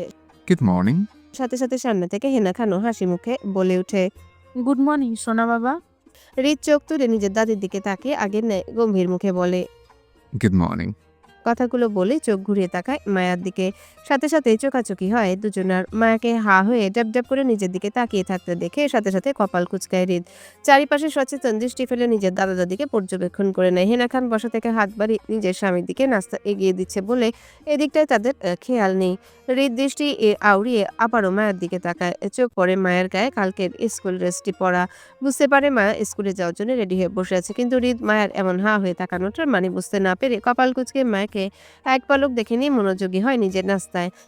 হৃদের চোখ সরাতেও মায়া বেশ একটা ভাবান্তর হলো না, বরং তখনও হৃদের দিকে ড্যাব ড্যাব করে তাকিয়েছিল। বরাবরই মায়া যখন বেখেয়ালিভাবে হৃদের দিকে তাকালো, চোখ যেন মুহূর্তে আটকে যায় হৃদের উপর। হৃদের মনোমুগ্ধকর সৌন্দর্যে মুগ্ধ হয়ে আটকে পড়ে তাতে। এই তো সকালে হৃদকে মায়া কালো ড্রেস আপে দেখেছিল, কিন্তু ঘন্টা দুয়েক পার হতে এখন দেখছে তাকে সাধারণ ফর্মাল ড্রেস আপে। হালকা সিল্কের সাদা ব্র্যান্ডের শার্টের সাথে কালো প্যান্ট পরা। শার্টের হাতা দুটো ফোল্ড করে গুটানো কনুই পর্যন্ত। বাম হাতে কালো ফিতার ব্র্যান্ডের ঘড়ি পরা। বুকের পাশের দুইটা বোতাম খুলে রাখা। সিল্কি চুলগুলো স্পাইক করা, সেট করা। লোমশ বিহীন বুকটা যেন বারবার উকি দিতে চাচ্ছে দুই বোতাম খুলে রাখার উন্মুক্ত জায়গা দিয়ে। হৃদের বলিষ্ঠ দেহে জিম করা হাতের বাহুগুলো যেন সাদা শার্টটা ছিঁড়ে খুঁড়ে বের হয়ে আসতে চাইছে বাহিরে। মায়ের পলকবিহীন দৃষ্টিতে ধ্যান ভাঙে হেনা খানের কথায়। তিনি মায়াকে আবারও জোর করে মুখে খাবার তুলে দিতে বলল, শোন, স্কুলে যাচ্ছিস শুধু পড়াশোনা করবি মন দিয়ে, অন্য কিছু নয়। একদম বাদরামি করবি না স্কুলের মধ্যে। এদিকে সেদিকে একা একাই ঘুরে বেড়াবি না স্কুল মাঠে। ড্রাইভার যেতে দেরি হলে স্কুল ক্যান্টিনে বসে থাকবি, নয়তো তোর প্রিন্সিপাল স্যারকে বলবি তোর দাদাজানকে কল দিতে ড্রাইভারকে পাঠানোর জন্য। তারপরেও স্কুল থেকে তোর একা বের হওয়া নিষিদ্ধ। পাকামো করে তো একদমই বাসায় আসা যাবে না তোর, বুঝেছিস তুই? হেনা খানের কথায় মায়া নাকচ ভঙ্গিতে মুখ সিটকে বলে ওঠে। আমি যাব না ওই স্কুলে, আমার ভয় লাগে ওই স্কুলে যেতে, আমি পড়বো না আর ওই স্কুলে। মায়ার এমন নাকচ উক্তিতে মুখ তুলে তাকায় হৃদ। মায়ার ওই স্কুলে যাব না এই বিষয়টি বুঝতে চায় হৃদ, তাই তীক্ষ্ণ দৃষ্টিতে তাকায় মায়ার দিকে কপাল কুঁচকে। হৃদের এমন তাকানোর মধ্যে হেনা খান কৃত্রিম রাগ দেখিয়ে কাটকাট গলায় বলেন, বললেই হলো পড়বি না তুই ওই ওই স্কুলে? ওই স্কুলে কি এমন সমস্যা তোর যে রোজ রোজ ভয় লাগে স্কুল যেতে? মিনিটে মিনিটে বায়না তোর স্কুলে যাবি না বলে। রোজ রোজ তোকে 2 ঘন্টা করে তৈল মালিশ করে স্কুলে পাঠাতে হয় আমার। তুই কি একাই আমার নাতনি ছিলি? আর কোনো নাতি নাতনি ছিল না আমার? হ্যাঁ, হৃদকে দেখেছিস তুই? আমার বাধ্য নাতি হলো হৃদ। কই, ছোটবেলা তো একবারের জন্যও বলেনি দাদি আমি পড়বো না, স্কুল যেতে ভয় লাগে। বরং আমরা কিছু বলার আগেই নিজে পড়া থেকে শুরু করে একা একা হোমওয়ার্ক পর্যন্ত শেষ করে রাখতো। সকাল সকাল স্কুলে চলে যেত সবার আগে। তুই হৃদ থেকে দেখে দেখে শেখ। আজও পড়া নিয়ে অনীহা করে না। আর তোকে পড়ানোর জন্য আমাকে মাঠে নেমে প্রথম যুদ্ধ ঘোষণা করতে হয় তোর বিরুদ্ধে। সেই যুদ্ধে আমি তোর সাথে জয়ী হলেও তারপরেও তুই পড়বি, নয়তো নয়। তুই জানিস হৃদ কতটা মেধাবী স্টুডেন্ট ছিল? এখনও যে পড়াশোনা করছে ভিন্ন হারায় হাই স্ট্রিটের ডিগ্রি অর্জনের জন্য, সেটা জানিস তুই? তোর হৃদ থেকে শেখা উচিত এবার। হেনা খানের কথায় মুহূর্তে মায়া ছোট মনটা অপমান বোধ করে। হৃদের নাম টেনে টেনে বারবার তাকে কথা শোনাচ্ছেন হেনা খান, তাও হৃদের সামনেই। এতেই যেন মায়া অপমানিত বোধ করার সাথে সাথে আহত হয়। হেনা খানকে নিজের যুক্তি দেখে মন খারাপ ভাব নিয়ে বলে, আমার কারো কাছ থেকে শেখা লাগবে না, বরং তুমি তোমার নাতিকে আমার বদলে আবারও ওই স্কুলে পাঠিয়ে দাও। এতই যখন মেধাবী, তখন আমার ভাগের পড়াটাও পড়ে ফেলতে বলো দাদি। এতে করে আমিও রক্ষা পেলাম রোজ রোজ ওই স্কুলে যাওয়া থেকে। তাতে আমিও খুশি, তুমিও শান্তি পাও। মায়ার কথাই যেন ধৈর্যের বাঁধ ভাঙে হেনা খানের। হৃদ তখনও তাকিয়েছিল কপাল কুঁচকে। হেনা খান তেতে উঠে কিছু বলবেন তার আগেই সামনে থেকে আরাফ খান বাধা দিয়ে হালকা বিরূপ করে বলে ওঠেন, হেনা, কি হচ্ছেটা কি? এইভাবে মেয়েটাকে সাঁচাচ্ছ কেন? আগে ঠান্ডা মাথায় শোনো তো, নাকি অন্য কোনো স্কুলে যেতে চাইছে না? ওর স্কুলে যেতে সমস্যা কোথায়? তারপর না হয় ঠান্ডা মাথায় বোঝা যাবে কি করা যায়। স্বামীর কথায় তেতে উঠে তিনি বলেন, তোর কি মনে হয় আমি এমনি এমনি কথাগুলি বলছি ওকে? হ্যাঁ, রোজ রোজ হাজারখানি বার জিজ্ঞেস করি স্কুল যেতে কিসের সমস্যা বলতে আমায়, কিন্তু ও কিছুই বলে না। শুধু বলে ভয় লাগে ওই স্কুলে যেতে। ওই স্কুলে নাকি ভয় ভালো না। হাজার হাজার ছাত্রছাত্রী পড়ে, আমাদের স্কুলের মধ্যে কারো কোনো ভয় হয় না, শুধু ওরই ভয় হয় স্কুল যেতে। তাহলে ওকে কি করব আমি না শাসিয়ে? হ্যাঁ, ঠান্ডা কণ্ঠে বলে ওঠে। আচ্ছা বুঝলাম, তুমি দাঁড়াও, আমি কথা বলছি ওর সাথে। চোখ ঘুরিয়ে তাকায় মায়ার দিকে তিনি। সুরেলা কণ্ঠে বলে ওঠেন, শোনা মা, এবার ফটাফট আমাকে বলে ফেলো তো কি সমস্যা তোমার ওই স্কুলে যেতে। থমথমে পরিবেশ, সবার দৃষ্টি কেন্দ্রবিন্দু মায়া। প্রত্যেকে আগ্রহের দৃষ্টিতে তাকিয়ে আছে মায়ার দিকে। হৃদ খাবার ছেড়ে মায়ের মুখের পানে তাকিয়ে আছে, কি বলে সেটা শোনার জন্যে। হৃদ কিছু একটা আজ করতে পারে মায়ের সম্পর্কে। কেন মায়া স্কুলে যেতে চাচ্ছে না বিষয়টা বুঝতে পারছে, তবুও মায়ের মুখ থেকে শোনার জন্য তাকিয়েছে। মায়ার চোখ দুটো আওড়ায় চারিপাশে সবার দিকে, সবার দৃষ্টি নিজের দিকে রেখে সাথে সাথে মাথা নিচু করে বসে থাকে ডাইনিং এ। নিচু স্বরে বলে ওঠে, আমার ওই স্কুলে ভয় করে দাদাজান, যাব না আমি ওই স্কুলে। মায়া ঘুরে ফিরে একই কথাতে খেপে যান হেনা খান, তাই তিনি অধৈর্য গলার সাথে সাথে বলে ওঠেন, দেখলে তুমি, বলেছি না তোমাকে আমি। ও ঘুরে ফিরে একই কথা বলছে। হেনা খানের কথা শেষ করার আগে আরাফ খান হাতের ইশারায় থামতে বলে তাকে। স্বামীর কথা মতো তিনিও চুপ করে যান। আরাফ খান মায়াকে স্বাভাবিক করার জন্য আবারও সুরেলা কণ্ঠে বলেন, ঠিক আছে, মেনে নিলাম আমরা তোমার কথা, পাঠাবো না তোমাকে আর ওই স্কুলে। কিন্তু আমার সোনা মাও আমাকে বলতে হবে সে কেন ওই স্কুলে যেতে চাইছো না সেটা। আরাফ খানের কথায় চোখ তুলে তাকায় মায়া। বারবার কয়েক আর চোখে হেনা খানের তীক্ষ্ণ দৃষ্টি দেখে নিয়ে মিহি কণ্ঠে বলে ওঠে। ওই স্কুলে রবিন আছে তাই। মায়ের কথায় মুহূর্তে হৃদ নিজের খাবারে মনোযোগী হয়। হৃদের যা আজ করা তা করা হয়ে গেছে, বুঝতে পারে মায়ের না বলার সমস্যাটি, তাই সে মনোযোগী নয় কারো আলাপের মধ্যে। হেনা খান মায়ের অর্ধেক কথার মানে বুঝতে না পেরে আরাফ খানের কিছু বলার আগে তিনি প্রশ্ন করে বলে ওঠেন, রবিনকে? ইতস্তত বোধ করে নিচু স্বরে বলে, আমার ক্লাসের ফ্রেন্ড। ছেলে ফ্রেন্ড? হুম। হিনা খান মায়ার কথা বিশেষ একটা পাত্তা দিল না, কারণ মায়ার ক্লাস ফ্রেন্ড মানে সেও ছোট বাচ্চা, আর তাদের বাচ্চার মধ্যে বড়রা জড়ানোটা একটা বোকামো। মায়ের কথায় বিশেষ একটা পাত্তা না দিয়ে শক্ত গলায় বলে উঠলেন, ফ্রেন্ডরা এমনই হয়, একটু আরেকটু দুষ্টুমি করে, তাকে সব কিছুতেই। তুইও ছোট, তোর ফ্রেন্ডরাও ছোট ছোট। এই ছোট মানুষগুলি দুষ্টুমি করবে না তো আমরা করব এই শেষ বয়সে এসে? হেনা খানের কথায় গা জ্বলে ওঠে মায়ার। একটা ছেলে তাকে এত টর্চার করে জ্বালায়, সেটা সামান্য মনে হচ্ছে নিজের দাদির কাছে, এই জন্যে বলতে চায়নি সে। মায়ের রাগ দেখে ডাইনিং চেয়ার ছেড়ে উঠতেই শক্ত গলায় বলে ওঠে, তুমি বুঝো না দাদি, লাগবে না তোমার বোঝা, গেলাম আমি। কথাগুলো বলেই মায়া রাগে নাক মুখ সিটকে বিরক্তি নিয়ে পাশ থেকে নিজের স্কুল ব্যাগটি কাঁধে চাপিয়ে হনহন করে বেরিয়ে যেতে থাকে ড্রাইভারের উদ্দেশ্যে।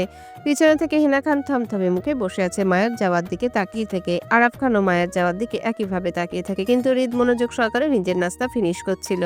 হিনা খান চিন্তিত কণ্ঠে স্বামীকে উদ্দেশ্য করে বলে ওঠেন, আরাফ, তুমি একটু স্কুলে খবর নিও তো রবিন ছেলেটার সম্পর্কে। মেয়েটা অযথা এতটা ভয় পাওয়ার কথা নয়। আমারও তো তাই মনে হচ্ছে। আজ একবার স্কুলে গিয়ে চেক করে আসবো বিষয়টি। তুমি টেনশন করিও না এই বিষয়ে। ফুস করে দীর্ঘ নিঃশ্বাস হয়ে আস্তে করে বলেন, মায়া থেকে মনোযোগ সরাতে চোখ পড়ল হৃদের গম্ভীর মুখখানায়। মায়ার চিন্তায় ঠিকঠাক লক্ষ্য করতে পারেনি হৃদকে। এখন মায়া না থাকায় সবটা মনোযোগ পড়ে হৃদের উপর। তিনি আদরের সহিত হৃদকে বলে ওঠেন, সোনা বাবা, এবার কয়েকটা দিন থাকবি তো আমাদের সাথে? তোকে ছাড়া বড্ড একা একা লাগে। আমাদের দুজনের বয়স বাড়ছে। এই শেষ বয়সে এসে কখন কার কি হয়ে যায় বলা দেয়। তুই এবার না হয় দেশে থেকে যা। অনেকটা বছর তো কাটালি বিদেশের মাটিতে। হৃদ গম্ভীর কণ্ঠে বলে ওঠে, ইটস নট পসিবল দাদি, আই হ্যাভ টু গো। 2 দিনের মধ্যেই ব্যাক করছি আমি নিজ গন্তব্যে। হৃদের কথায় মুহূর্তে হতাশ হন তিনি। হৃদকে আটকানো কোনো পথ নেই হেনা খানের কাছে এই মুহূর্তে। হৃদ বলছে মানে সে চলে যাবে, থাকবে না আর বাংলাদেশে। শুধু হৃদের কথাটা ভেবে ছোট মায়াকে আনতে হয় নিজেদের কাছে, নয়তো আরো কিছু বছর পর মায়াকে নিয়ে আসতো নিজেদের কাছে। কিন্তু তিনি বরাবরই হতাশ হচ্ছে হৃদের কর্মকাণ্ডে। বুক ভরে দীর্ঘ নিঃশ্বাস নেন, ভাবেন হৃদকে আটকানোর কি কোনো পথ নেই তাদের? হৃদের এই চলন্ত পা দুটো কি কখনো স্থির হবে না এই খানবাড়িতে? কথা ভেবে তিনি হতাশ কণ্ঠে হৃদের দিকে তাকিয়ে বলেন, তাহলে আর কয়েকটা দিন আমাদের সাথে থেকে যা না সোনা বাবা। Not possible. তাহলে অন্তত এই 2টি দিন আমাদের সাথে থাক। যাস না কোথাও। অফিসে না গিয়ে আমাদের সাথে একটু সময় দে। আমরা কি তোর সাথে একটু সময় কাটাতেও পারি না একান্তভাবে? এতটুকু চাওয়া পাওয়া কি নেই তোর থেকে আমাদের? তোমার দাদির সাথে আমিও একমত পোষণ করছি হৃদ। চোখ তুলে থাকা হৃদ কোনরূপ ভরিতা না করে সোজাসাপটা উত্তরে জানায়। ওকে, ডান। তবে আমারও শর্ত আছে। হৃদের কথায় মুহূর্তে খুশিতে চকচক করে ওঠে হেনা খান ও আরাফ খানের চেহারা। হৃদ তাদের সাথে এই 2 দিন খান বাড়িতে থাকতে চেয়েছে, এটাই অনেক। এবার হৃদের সব শর্তে মঞ্জুর তাদের। হেনা খান খুশিতে উৎফুল্ল হয়ে বলে ওঠে, তুই আমাদের সাথে বাড়িতে থাকবি, এটাই অনেক। তোর সব শর্তে রাজি আমরা। বল কি শর্ত তোর? আগের ন্যায় গম্ভীর মুখে কাটকাট গলায় বলে, লুক দাদি, আমি ঘুরিয়ে পেঁচিয়ে কথা বলতে জানি না, তাই স্ট্রেট তোমাকে বলছি। আমি জানি তোমার পায়ে এখন মেডিকেল ইস্যু নেই, ইউ আর নট প্যারালাইজড। শুধু আমাকে দেশের মাটিতে ফিরে আনার জন্যই তোমার এই নাটক করা। সেটা আমি আরও বহু বছর আগেই ধরতে পেরেছিলাম। সেদিন তোমাকে কিছু বলিনি, আমি শুধু তোমার ভালোবাসা দেখে থেমে গিয়েছিলাম। কিন্তু তুমি থামাথামি নামই নিচ্ছ না বলেই আমি বাংলাদেশে আসতে চাই না। দম বন্ধ লাগে সব কিছু আমার। আমার মনে হয় আমি বাংলাদেশে আসলে তোমার আবারও আমার সামনে প্যারালাইজড হয়ে সেজে থাকতে হবে, যেটা আমার মোটেও পছন্দ না তোমার ক্ষেত্রে। তাই তোমাকে স্পেস দিতে গিয়ে আমার তোমার থেকে দূরে থাকা। এবার তুমি ঠিক করো, তুমি কি স্বাভাবিকভাবে চলাফেরা করবে নাকি আমাকে হারাবে? Choice is yours. হৃদের এমন শান্ত কণ্ঠে কথায় মুহূর্তে চমকে ওঠে হেনা খান ও আরব খান। হৃদ যা বলছে সবকিছুই সত্যি। হেনা খান নিজের অসুস্থতা দেখিয়ে হৃদকে নিজের সাথে রাখতে চেয়েছিল, কিন্তু হৃদ যে সবটা জেনে উল্টে বেঁকে বসবে বুঝতে পারেনি দুজনই। নিজেদের করা কাজের জন্য উল্টো হৃদকে হারাতে বসেছে দুজনই। আরাফ অসহায় দৃষ্টিতে তাকায় হৃদের দিকে। হেনা খান মুহূর্তে ফুপিয়ে কেঁদে ওঠে নিজের ভুলের জন্য। আজকে হৃদকে বছরে 1 অর্ধবার নয় বরং 4-5 বার দেখতে পেত বাংলাদেশে নিজেদের মাঝে। যদি তিনি এমনটা না করতেন, শুধু তাদের ভুলের কারণে হৃদ আজ দূরে দূরে থাকছে। সালাম আলাইকুম। হ্যালো বন্ধুরা, কেমন আছো তোমরা সবাই? আশা করছি তোমরা সবাই ভালো আছো, সুস্থ আছো। এম রোহিত, ভয়েস অফ বিতি চ্যানেলের পক্ষ থেকে এডিটর। গল্পটি কেমন লাগলো অবশ্যই কমেন্ট করে জানাবেন। এই যে বন্ধুরা, ভয়েস অফ বিতি চ্যানেলে যদি নতুন হয়ে থাকেন তাহলে প্লিজ সাবস্ক্রাইব করে বেল আইকন বাজিয়ে রাখুন, যাতে আপনাদের পরবর্তী গল্পের নোটিফিকেশন সবার আগে আপনি পান।